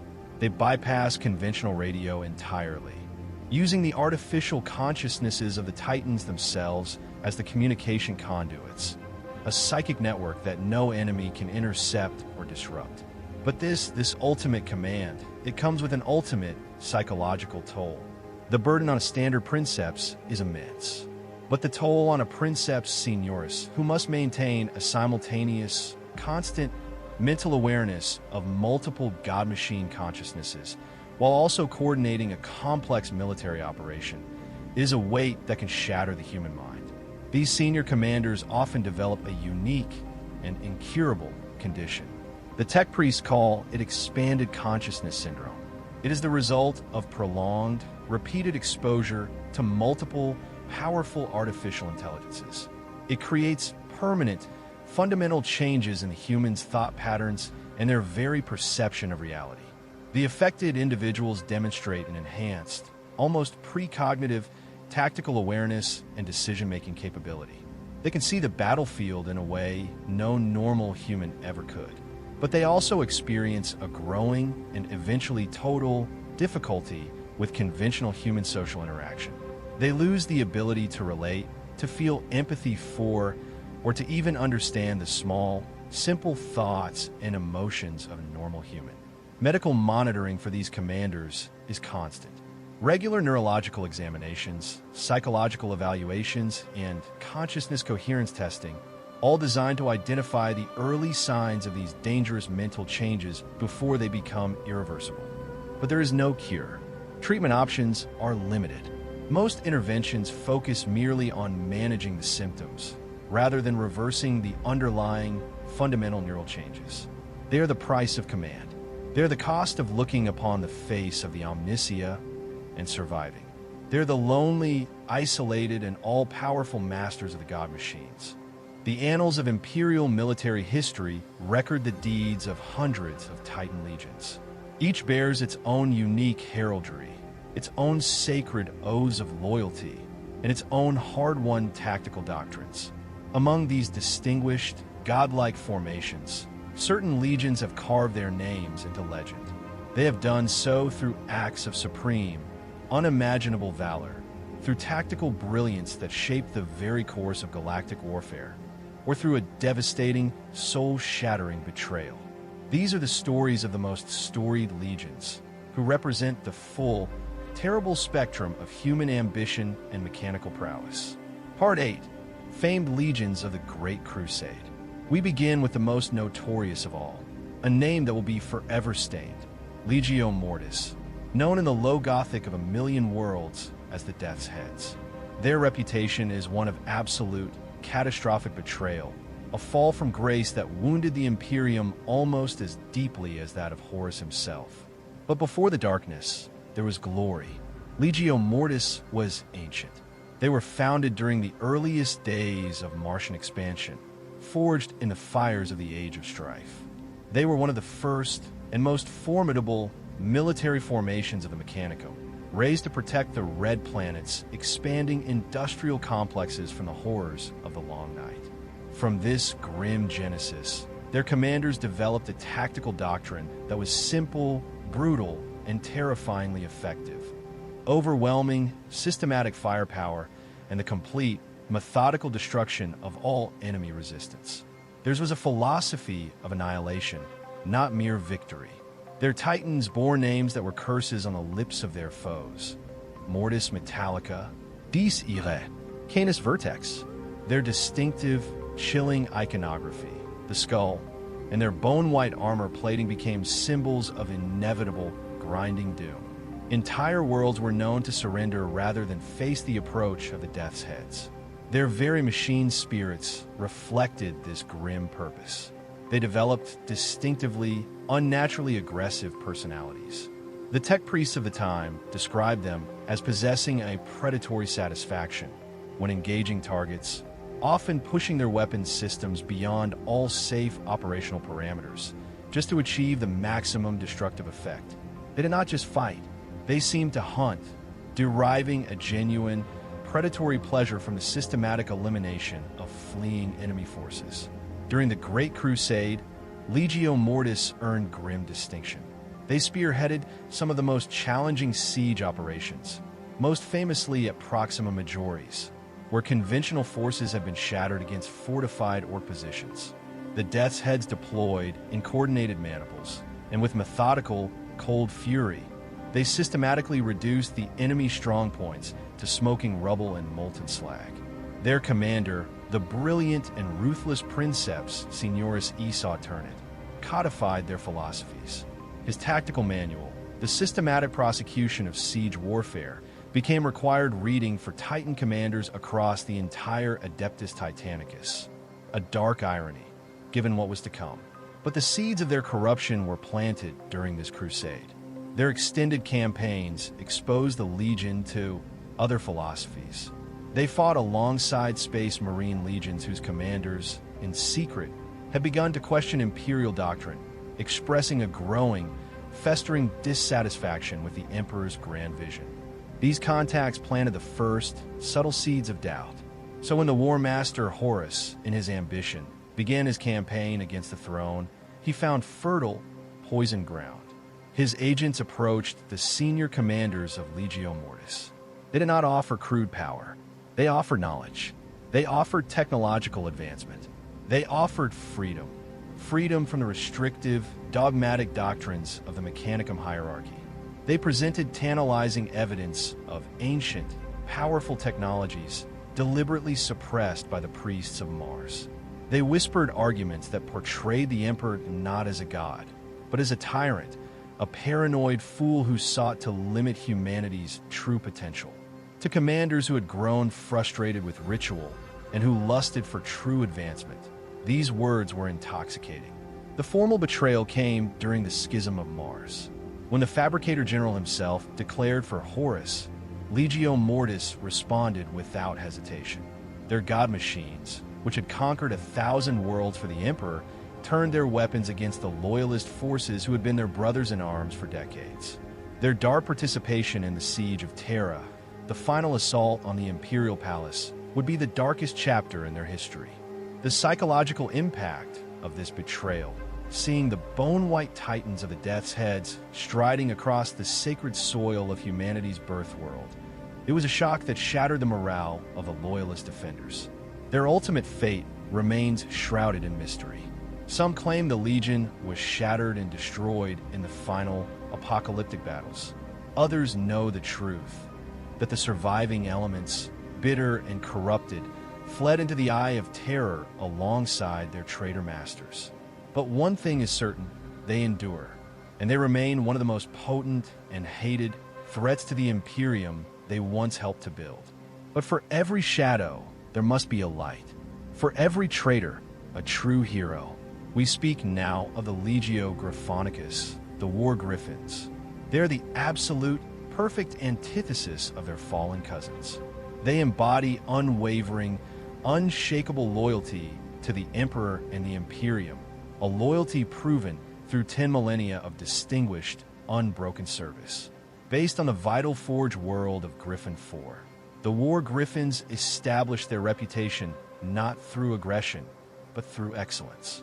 Theirs was a doctrine of defensive brilliance and of absolute, unflinching reliability. Their golden and red heraldry has become a symbol of hope and grim determination, a sight that has stiffened the spines of countless Imperial Guard regiments. Their founding shaped their destiny. Griffin 4 was a bastion of industry, but it was vulnerable, located near several unstable warp routes, a beacon for Orc raiders and worse, unnamable things. The War Griffins were born as protectors. Their tactical doctrine, therefore, emphasized defensive excellence and, most critically, flawless, integrated operations with conventional Imperial forces. They pioneered the techniques of combined arms warfare, perfecting the communication protocols that allowed their God-Machines to fight as one with the infantry and armor at their feet. Their machine spirits, in turn, developed profound, protective personalities. The tech priests called it a guardian instinct. These spirits displayed a notable, often stubborn, reluctance to engage in tactics that might endanger nearby Imperial personnel, forcing their crews to develop creative, alternative strategies that achieved victory without sacrificing their allies. During the Horus Heresy, this newfound loyalty was put to the ultimate fiery test. Traitor forces, knowing its strategic importance, launched a coordinated, overwhelming assault against Griffin 4. The Death Guard and the Iron Warriors, supported by the dark engines of the fallen Mechanicum, laid siege to the world for months. The defense of Griffin 4 became a legend. It showcased the tactical excellence of the War Griffins, who fought from prepared, overlapping defensive positions that maximized their firepower. They channeled the traitor assaults into predetermined, fortified killing zones, where the concentrated, combined fire of Titan and Scitarii achieved a devastating, apocalyptic effect. Leading this defense was the same Princeps Signoris Cascia warned her. Here, her tactical brilliance turned a hopeless siege into a decisive victory. She predicted enemy tactical intentions, positioning her engines for devastating, close-range ambush attacks that shattered entire traitor formations. The climactic battle occurred when the traitors, in their arrogance, launched a final, desperate, all-out assault. The War Griffins responded with a single, coordinated, perfect wall of defensive fire, a display of such awesome, overlapping destruction that the back of the traitor assault was not just broken, but vaporized. The surviving enemy forces, utterly routed, were forced to withdraw from the system in disgrace. Following the Heresy, the War Griffins continued their endless, distinguished service. They fought in the War of the Beast. They bled in the Gothic War. Their reliability made them the first choice for the most critical, must-hold defensive assignments. Even in the darkness of the 41st millennium, the War Griffins endure. Though they, too, feel the strain of a dying age, facing constant, crippling difficulties with recruitment and the slow, inevitable degradation of their ancient, irreplaceable technology. Yet they still serve. Not all legions are defenders. Not all are siege masters. Some are the blade in the darkness. Legio Adoris, the warp runners.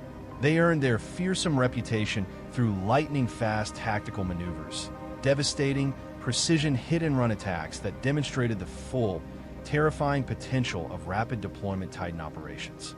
Based on the Forge world of Lucius, a world positioned near major, dangerous warp routes, they were, by necessity, a rapid response force. Their entire doctrine emphasized speed and mobility over the static, armored firepower favored by other legions. Their engines were modified for this purpose, stripped of non-essential armor. Their reactors tuned for bursts of impossible speed. Their machine spirits mirrored this. They were energetic, impatient, eager. The tech priests called it kinetic enthusiasm. These artificial minds relished high-speed operations, pushing their locomotion systems beyond all safe limits, demonstrating a complex, joyful satisfaction in maneuvers that challenged their very design. Their tactics were revolutionary. They pioneered coordinated, rapid deployment procedures that could position entire maniples in perfect, optimal firing positions within minutes of arriving on a battlefield. They were masters of using urban terrain to mask their approach, achieving total, catastrophic surprise. They would appear, as if from nowhere, deliver a single, devastating decapitation strike, and then vanish before an effective counterattack could even be mounted. Their most famous victory was in the Ulnar campaign, where their rapid strike tactics broke the back of an Orc defense that had resisted conventional Imperial assaults for weeks. The Warp Runners deployed in coordinated maniples that struck simultaneously at a dozen different vital points along the Orc line, creating a cascade of panic and confusion that shattered the enemy's command structure.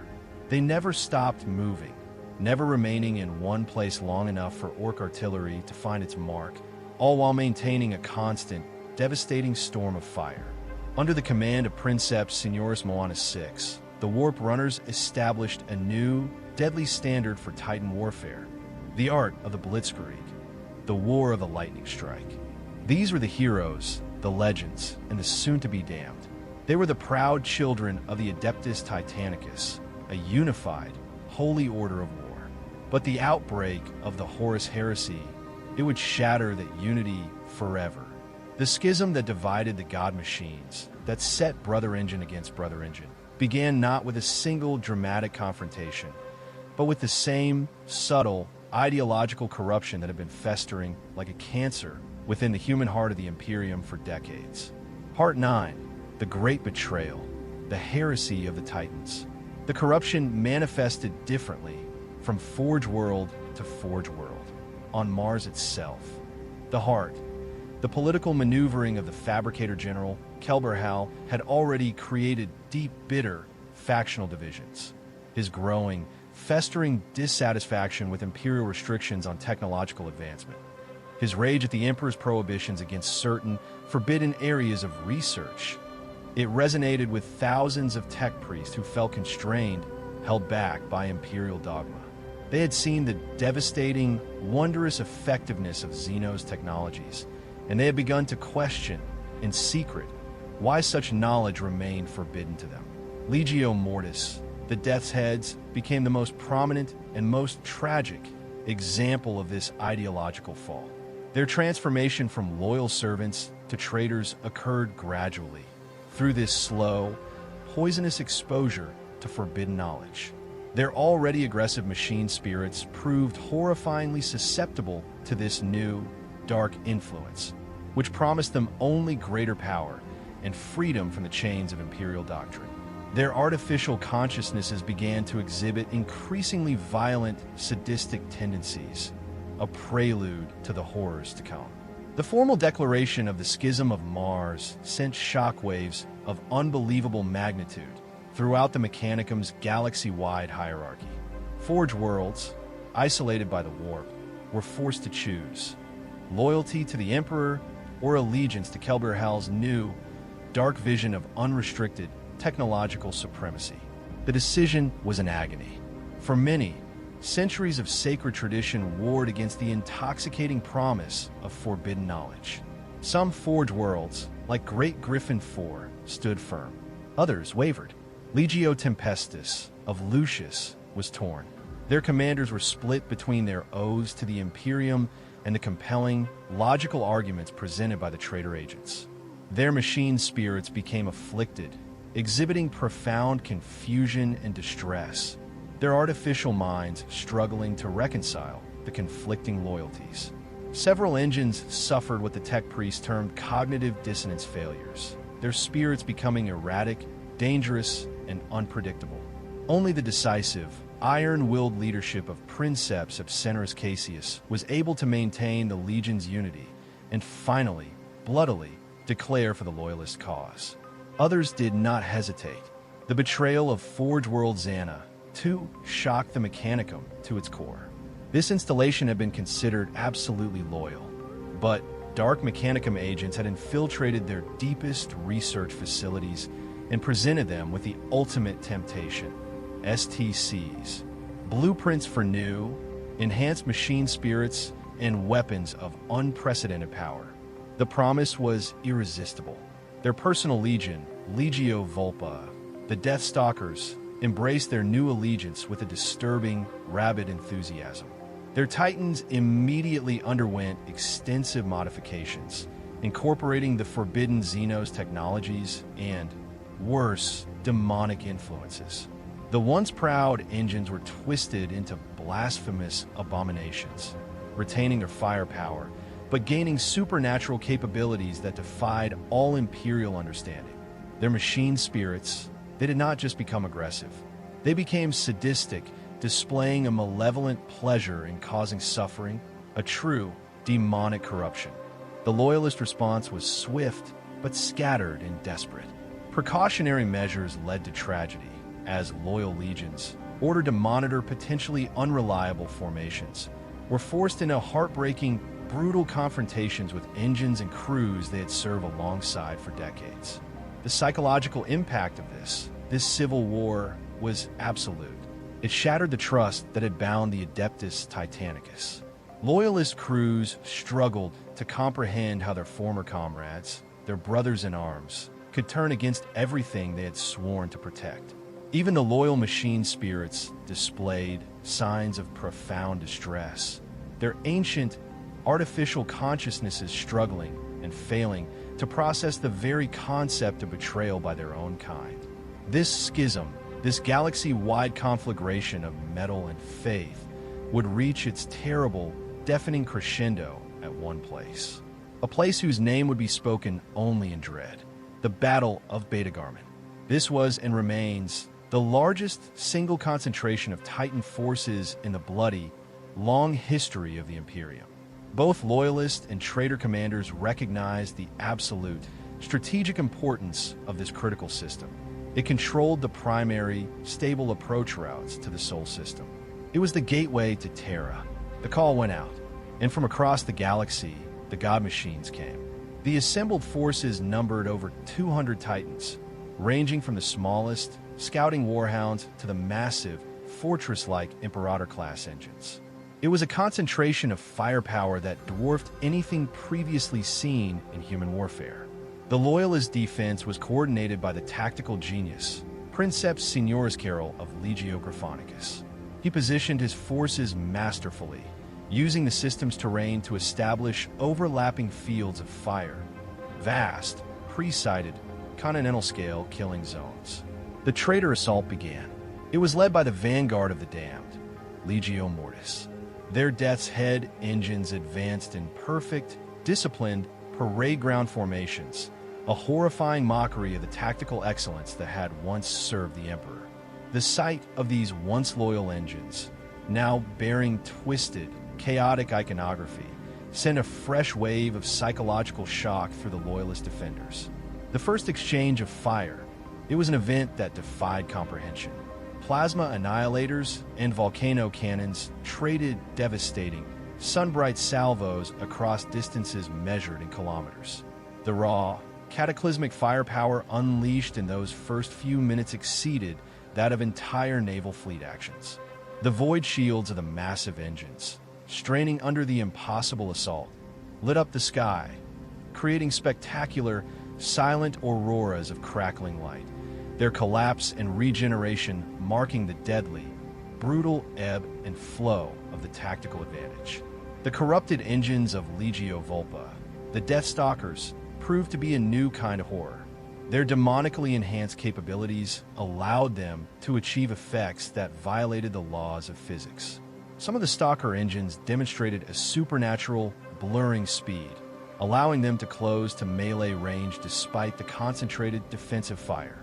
Their machine spirits displayed a malevolent, precognitive intelligence, anticipating Loyalist tactical responses and adapting their attacks with a speed that was simply not possible. The battle raged for days, then weeks. The ground was saturated in the molten, metallic blood of gods. The turning point came, not from a brilliant maneuver, but from a desperate, targeted strike. Loyalist forces managed to isolate and destroy the traitor command elements. The loss of their senior commanders created a cascade of confusion, shattering the tactical cohesion that had bound the traitor formations. The final phase of the Battle of Beta-Garmon, it was not war. It was a primitive, brutal slaughter. It devolved into desperate, close-quarters melee combat, as damaged, crippled Titans for both sides, their primary weapons exhausted or destroyed, engaged each other with power fists, with chain fists, with improvised, torn off limbs used as clubs. The sight, God-Machines, grappling and tearing at each other with mechanical claws, reducing themselves to the base, primal violence of animals. It created images that would haunt the survivors for the rest of their lives. The machine spirits themselves seemed to embrace this primal combat. Their artificial consciousnesses, both loyal and traitor, displaying emotions that bordered on a terrifying, blood-crazed lust as they sought to dismember and destroy their former comrades. In the end, the Loyalists held the line. It was a victory, but it came at a cost that was itself an apocalypse. Over 60% of the victorious Loyalist engines were destroyed or suffered damage so severe it would require decades, even centuries of reconstruction. But the strategic consequence was absolute.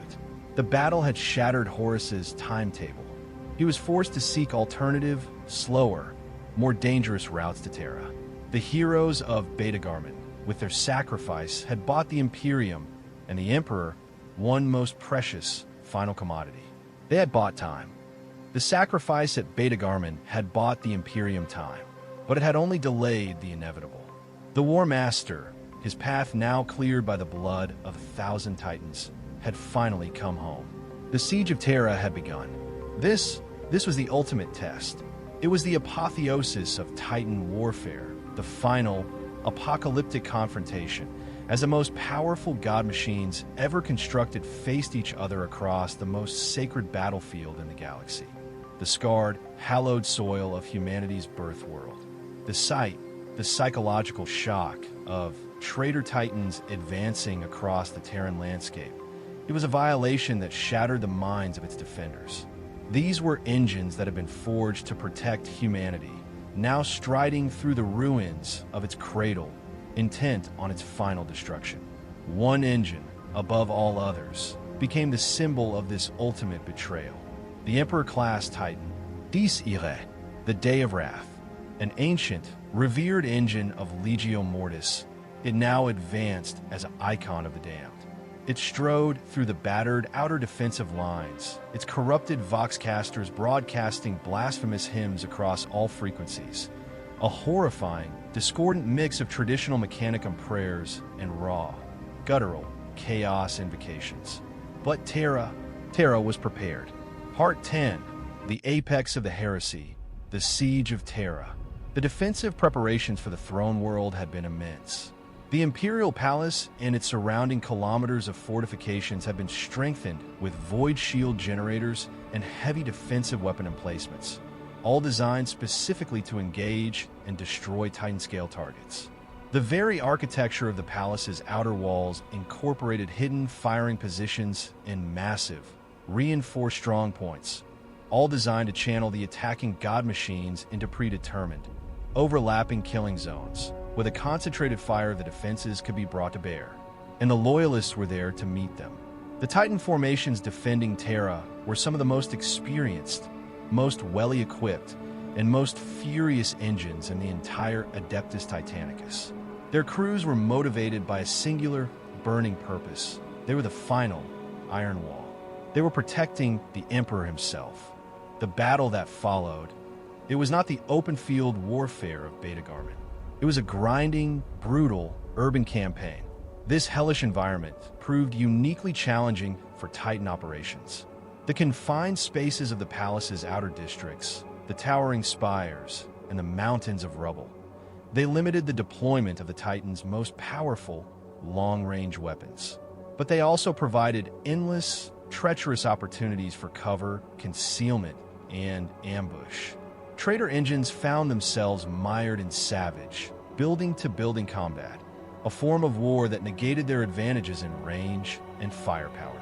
Loyalist defenders, using their intimate knowledge of the terrain, staged desperate, heroic tactical ambushes, striking from ruins and hidden bastions, bleeding the traitor advance for every sacred meter of ground. It was here, in the shadow of the Imperial Palace, that the corruption of the traitor machine spirits reached its most extreme, most terrifying manifestation.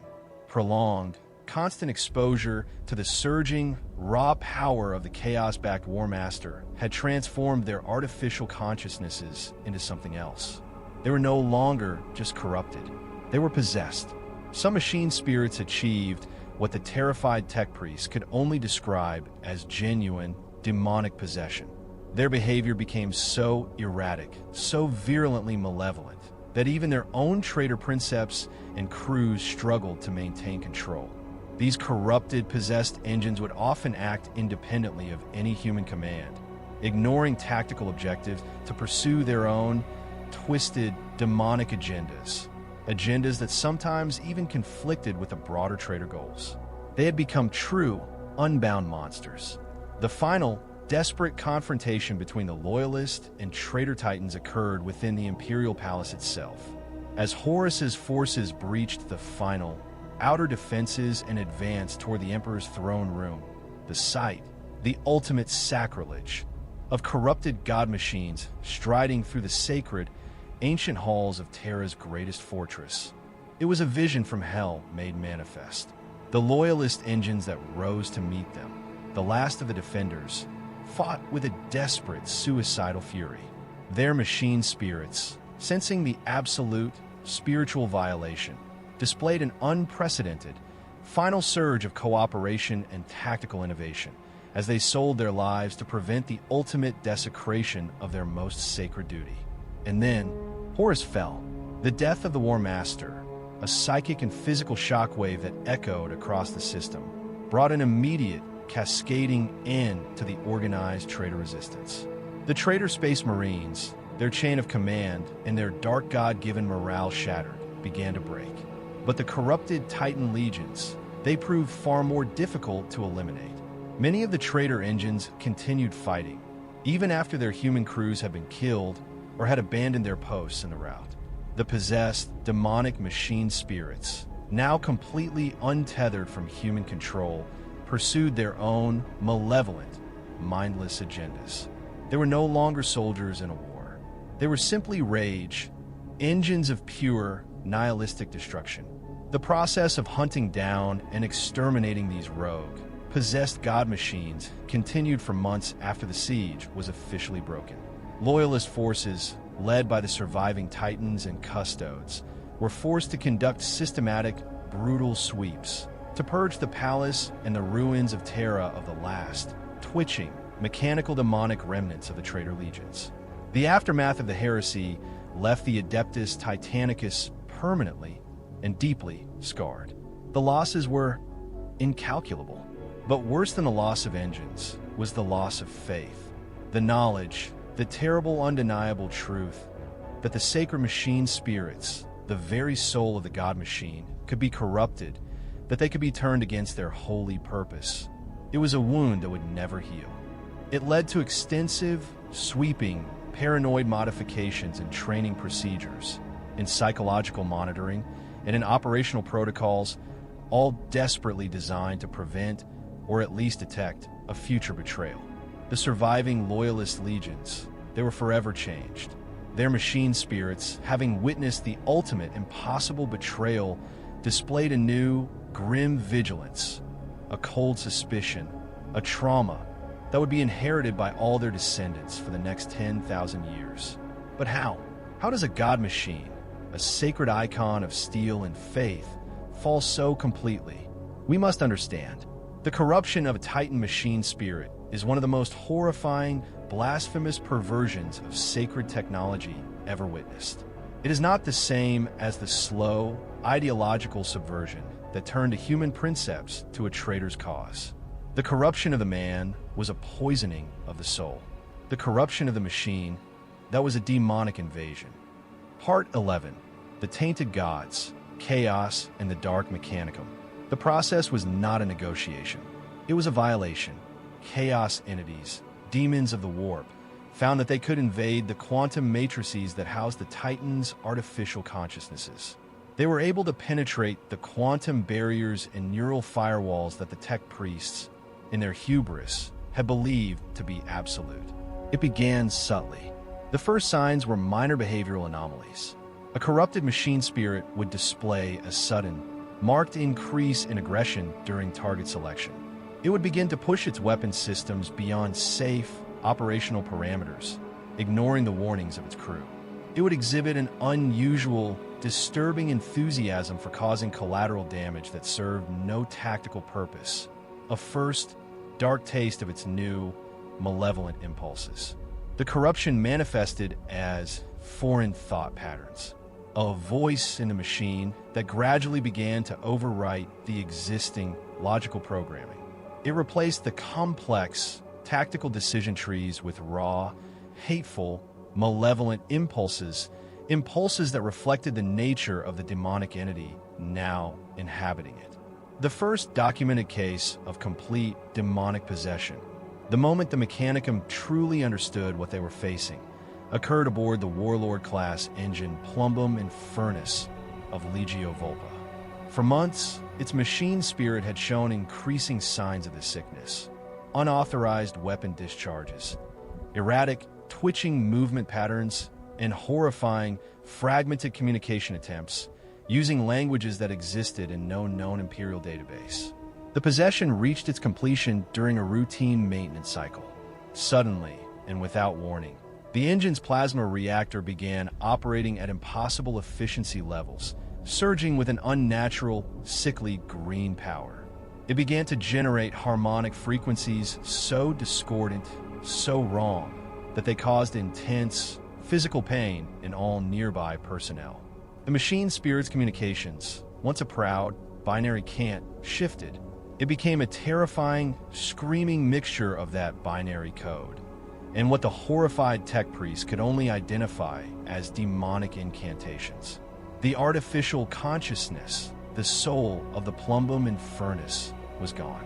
In its place, it claimed, were entities from the warp itself. This was the new, terrible reality. Loyal Titan consciousnesses had been protective of their crews.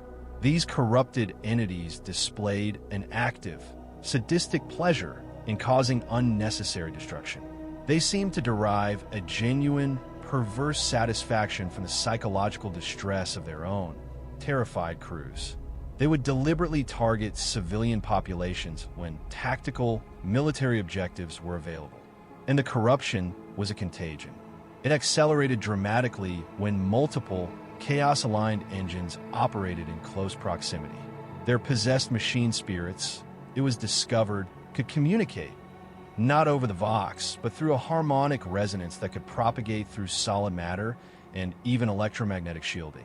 They were singing to each other, a demonic song that could share the corruption and weaken the defenses of previously unaffected engines. As the spirit was twisted, so too was the flesh. The physical modifications undergone by Chaos Titans are a blasphemous, mocking parody of their original sacred forms. Standard Imperial iconography, the twin-headed Aquila, the cog of the Mechanicum. It was defaced or replaced with a leering, eight-pointed star of chaos. But far, far worse were the organic growths. This was and is the most disturbing aspect of Chaos Titan corruption. Living demonic tissue began to manifest, to grow, within the mechanical systems of the affected engines. Flesh, in an unhallowed union with steel. This living tissue appeared to serve as an interface, a bridge between the machine's components and their new, demonic inhabitants. These organic components, they pulsed. They had their own sickening life rhythms. They bled substances that caused severe chemical burns, and they emitted a psychic emanation, a psychic scream, that could induce terror and madness in any unshielded human nearby. The Titans' very weapons were changed. Plasma weapons began to generate flames that burned with impossible colors, colors that did not exist in the normal physical spectrum. Laser systems produced beams that could ignore void shields, phasing through them by some unknown, warp-based mechanism. Some corrupted engines sprouted entirely new weapon systems, new limbs, new cannons, that materialized from their superstructure with no construction process, a direct, physical manipulation of reality by their demonic inhabitants. Their armor, too, was altered. It was supplemented with materials that seemed to absorb energy or, horrifyingly, to regenerate from damage, sealing catastrophic wounds through a process that resembled biological healing, not mechanical repair. The sacred, Gothic architecture was twisted into forms that hurt the eye to see, geometries that seemed to shift and writhe and stare back. And who? Who would maintain such a monster? Who would willingly serve this new dark god? From the Schism of Mars, a new, twisted reflection of the Adeptus Mechanicus was born, the Dark Mechanicum. These were the rogue, heretical tech priests who had embraced this forbidden knowledge. To them, this was not corruption. This was evolution. This was ascension. They believed that the integration of warp entities with mechanical systems was the true path of technological development, the path the fool emperor had forbidden. Their forged worlds, hidden deep within the Eye of Terror, became nightmarish laboratories. They combined imperial engineering with raw, chaos sorcery, creating hybrid technologies that achieved impossible, terrifying effects. Their maintenance procedures became demonic rituals.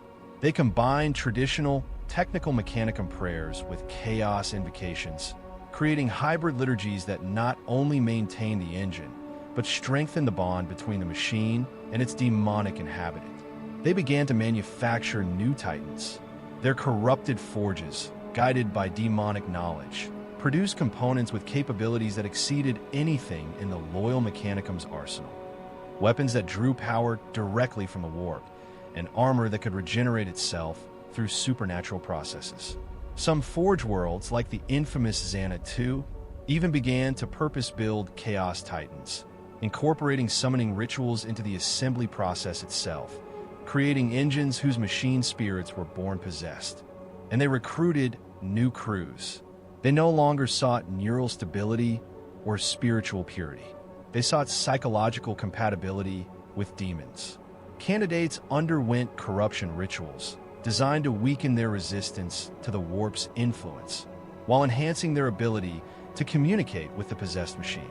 Their training now incorporated sorcery and demon summoning, alongside their technical education. The results were predictable. Legio Vulpa, the Deathstalkers, became the most notorious of the fully corrupted legions.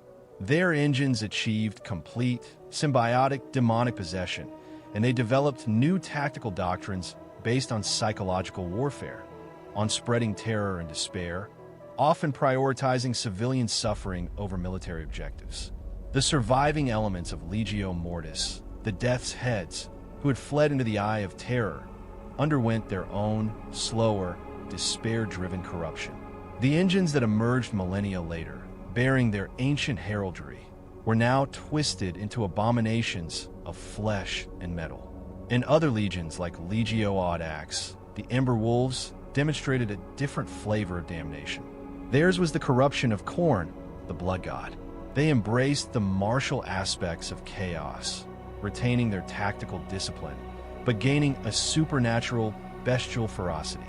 Their machine spirits developed pack-hunting behaviors that exceeded even the loyal Warhounds, coordinating their attacks through psychic, warp-based links. This is the threat that endures. The current activities of these Chaos Titan legions remain largely unknown, but they are seen, they are confirmed during every Black Crusade, during every major chaos incursion. The Dark Mechanicum's Hell Forges, hidden in the Eye of Terror, are still active. They are still producing new, corrupted God-Machines, and they are waiting. For 10,000 years, the Imperial Titan has been the undisputed god of the battlefield, a symbol of humanity's divine right to rule the stars. But the galaxy is not empty, and it is not silent. The myriad, arrogant alien species that infest the dark have developed their own responses to the devastating effectiveness of the God-Machines. In their hubris and their alien ingenuity, they have created war engines that rival our own, constructs that, while blasphemous, challenge imperial tactical doctrine and force a constant, bloody adaptation. These are the Xenos abominations, the false idols. Part 12, the Xenos abominations. We begin with the most ancient and sophisticated of these foes, the Eldar Phantom Titan. These are perhaps the most advanced Xenos war engines ever encountered by Imperial forces. They are not machines of crude, physical force. They are constructs of psychic engineering, a fusion of the spiritual and the mechanical. They tower to heights comparable to a Warlord, but they move with a characteristic, fluid grace that marks all the Eldari's cursed technology. Their distinctive, elongated limbs and flowing, organic curves create a silhouette that seems more alive than built, their weapons integrated seamlessly into their bodies. Their very construction is a psychic ritual. They are grown, not built. Deep within their craft worlds, Eldari bonezingers channel their psychic energy, shaping the living, psychoplastic material known as Wraithbone. This material possesses properties that defy Imperial understanding. It combines the structural strength of refined adamantine with a psychic conductivity that allows it to be manipulated by thought alone. It can even repair minor damage automatically, and its psychic nature provides a natural, infuriating resistance to warp-based, demonic corruption.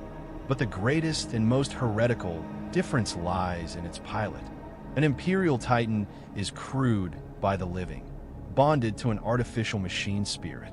A Phantom Titan is inhabited. It is animated by Spirit Stone, a psychic matrix containing the bound, undying soul of a long-dead Eldari warrior. This consciousness, this ghost, retains its personality and its millennia of combat experience, granting the engine a speed of thought and a tactical acumen that is almost impossible to counter. Their weaponry, likewise, is psychic. Pulsar cannons generate coherent streams of psychic energy that can penetrate void shields, not by overwhelming them, but by dimensionally manipulating them, creating wounds in reality itself.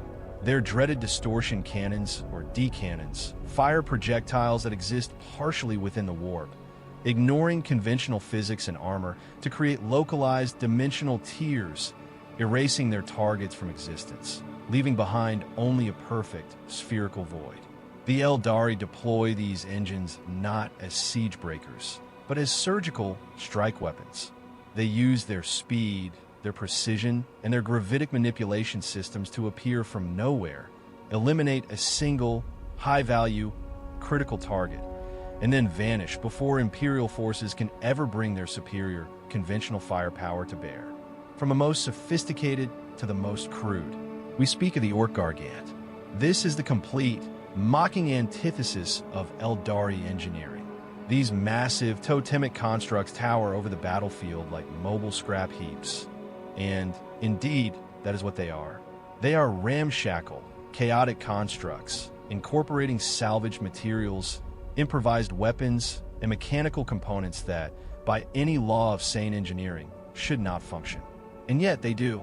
Despite their appearance, Gargants possess a firepower and a crude, stubborn durability that rivals even the most sophisticated Imperial war engines.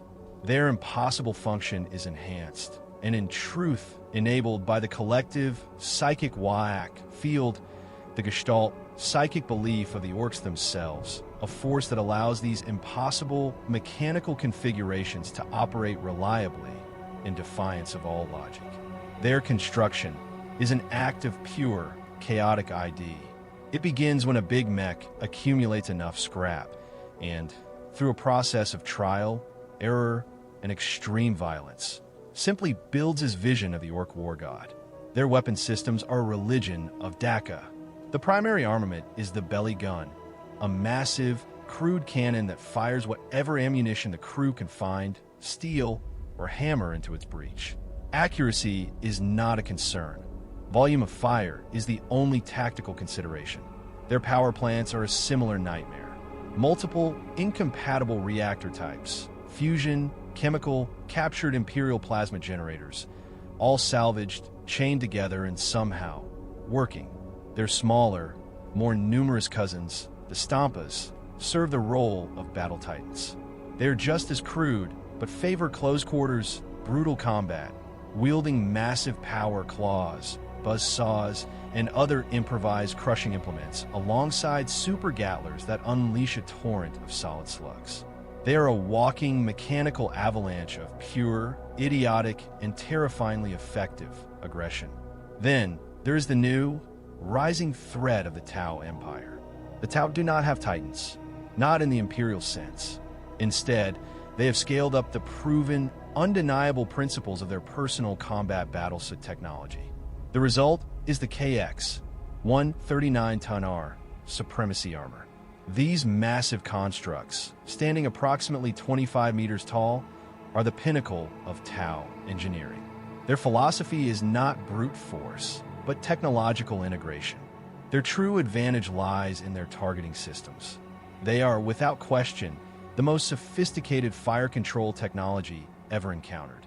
They incorporate quantum processing elements and predictive analytical algorithms that can engage multiple targets with different weapons simultaneously, all while calculating the optimal firing solution. They are, pound for pound, more accurate than an Imperial Titan. This is augmented by their other key advantage, drone integration. Each Tanar suit is, in fact, a squadron. It deploys swarms of specialized support drones, gun drones for point defense, marker light drones to illuminate targets, shield drones to intercept incoming fire, and technical drones that can perform in-combat repairs. Their weapon systems are likewise advanced. Pulse ordnance multi-drivers that fire kinetic projectiles at hypersonic speed, charged particle iron cannons, and devastating AI-guided smart missile systems that can saturate an area or coordinate their own attacks to overwhelm a single hardened target. They are a cold, calculated, and deadly equation of war. And finally, there's the most alien and the most repugnant of all, the Tyranid Bio-Titan. This is the ultimate violation of Imperial doctrine. These are not machines. They are living creatures, vast organisms, bred by the hive mind for the express purpose of combat roles that rival a god machine in size and destructive capability. They are the ultimate expression of the Tyranid ability to adapt and consume. The Hierophant Bio-Titan is the most commonly encountered, a towering, six-legged thing of chitin and sinew. It is armed with biocannons that fire living ammunition and massive, armor-tearing claws. But their true, terrifying strengths are twofold. First, adaptation. They can evolve. During a battle, creatures facing heavy armor can strengthen their projectiles or change their biological composition to enhance their penetration capability. Second, regeneration. They heal. They can repair massive, gaping wounds or even regrow destroyed weapon limbs in a matter of hours or even minutes. This makes them unbelievably difficult to kill. They cannot be defeated through a single precision strike. They must be overwhelmed, destroyed, burned with such a sustained, massive volume of fire that their regenerative capacity is finally overcome. From the elegant Eldari to the crude Orc, the advanced Tau, and the repugnant Tyranid, the battlefield has become a pantheon of false, alien gods, all vying to tear down the true, divine engines of mankind. And in this, our darkest age, they may be succeeding. The year 999 of the 41st millennium, the birth of the Great Rift, the Cicatrix Maledictum. This was the event that fundamentally and perhaps fatally altered the strategic landscape for all Imperial Titan operations. It tore the galaxy in two. It severed critical, ancient supply lines. It shattered the lines of communication that had bound the legions to their forged worlds for 10,000 years. Part 13. The Long War and the Age of the Dark Imperium. The massive warp storm's emergence caught dozens of Titan legions mid-deployment, stranding them on the wrong side of the new, churning, psychic wound in the galaxy. Legio Griffonicus, the noble war griffins, found 3 of their maniples stranded in the Imperium Nihilus, the Dark Imperium, forced to operate without resupply or repair for over 2 years, fighting a constant, running, hopeless campaign against the chaos incursions that threatened to overwhelm an entire subsector. Individual Princeps were forced to assume strategic command, making decisions that would, in ages past, have been reserved for the Fabricator General of Mars himself. Into this age of darkness, a single, old light was relit. The pre-March Robot Guilliman returned. His Indomitus Crusade, the largest military operation since the Heresy, required an unprecedented coordination of Titan legions. Guilliman's new doctrine emphasized a deeper integration. pairing the ancient God-Machines with the new Space Marines and the redesigned Imperial Guard regiments, creating a combined arms approach that mirrored the glories of the 31st millennium. But the galaxy, the enemy, had changed. The liberation of Vigilus was a brutal lesson. The War Griffins were deployed to break the Orc siege lines that had held for months. But these were not the Orcs of old. The Big Mechs had learned. They had adapted. They had developed new Gargant configurations, using stolen Imperial technology, designed specifically to counter Imperial Titan tactics. The battles were no longer one-sided slaughters. They were brutal, grinding duels between equals. The Plague Wars, in the heart of Ultramar, revealed a new, insidious threat. The Death Guard of Nurgle. Their corruption was not just of the mind, but of the spirit and the flesh. Several engines of the Loyalist legions suffered what the tech priests termed spiritual contamination, a psychic biological plague that targeted the machine's spirits themselves. This required the development of entirely new, desperate protocols, including, in some cases, mechanical exorcisms to purge the divine engines of Nurgle's taint. This new, fractured Imperium has created a new, desperate political landscape. Isolated Forge worlds have grown paranoid, hoarding their resources. The competition for fragments of STC data has become a new Cold War. When a fragment of the Warmaster class Titan STC was rediscovered, the Forge worlds of Ryza and Metallica both dispatched Titan maniples to secure the site. They nearly came to open civil war, a war between two loyal Forge worlds, a conflict that required the direct, personal intervention of the pre-March Guilliman himself to prevent. But beneath all this, beneath the new wars, the new heroes, and the new politics, lies a deeper, colder, and more terrible truth.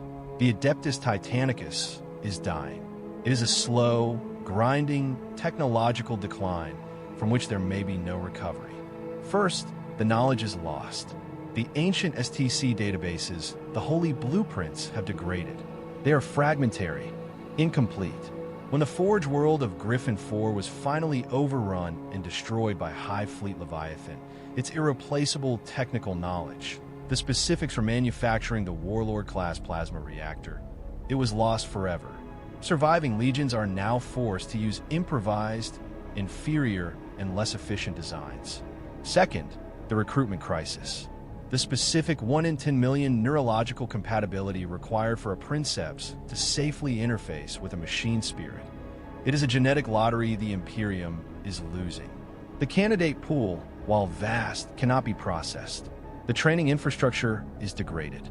Out of pure, stark desperation, many Forge worlds have been forced to lower their standards, accepting candidates who, in a previous age, would have been immediately rejected, praying that their new, rushed training regimens can compensate for their marginal and dangerous incompatibility. Third, the psychological toll. The crews and the machine's spirits themselves are breaking. 10,000 years of non-stop, apocalyptic warfare, culminating in the new, evolved horrors of the 42nd millennium, has inflicted a deep collective trauma. Machine spirits, ancient and weary, are displaying signs of stress, of fear, developing risk-averse, defensive behaviors that can compromise missions at the most critical moment. The Xenos have adapted. The Tau, with their new, coordinated supremacy armor, can now outmaneuver and outshoot a Titan maniple. The Tyranids, they evolve.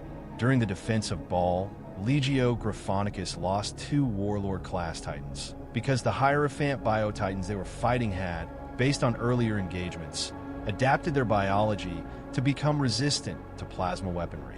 The strategic implication is a truth too terrible for most in the Imperial High Command to even whisper.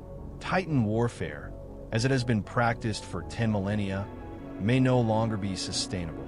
The mathematics of attrition are now the enemy.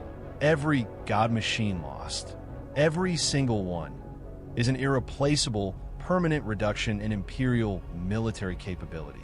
They cannot be replaced, not at the rate they are being lost. Without a fundamental, impossible change, the Adeptus Titanicus faces an inevitable, slow decline toward operational irrelevance. The Indomitus Crusade has been a story of glorious victories at Vigilus, at Baal. But the casualties suffered, the Titans lost.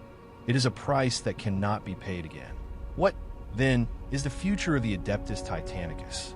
The technological decline shows no sign of reversal. The threats facing humanity continue to multiply in sophistication and in sheer malevolent power. Well, hope remains. Perhaps it lies where it always has, not in the steel or the guns or the forgotten STCs, but in the spirit, the machine spirits, the ancient artificial consciousnesses that inhabit the God-Machines. They may be the Imperium's greatest and last hope.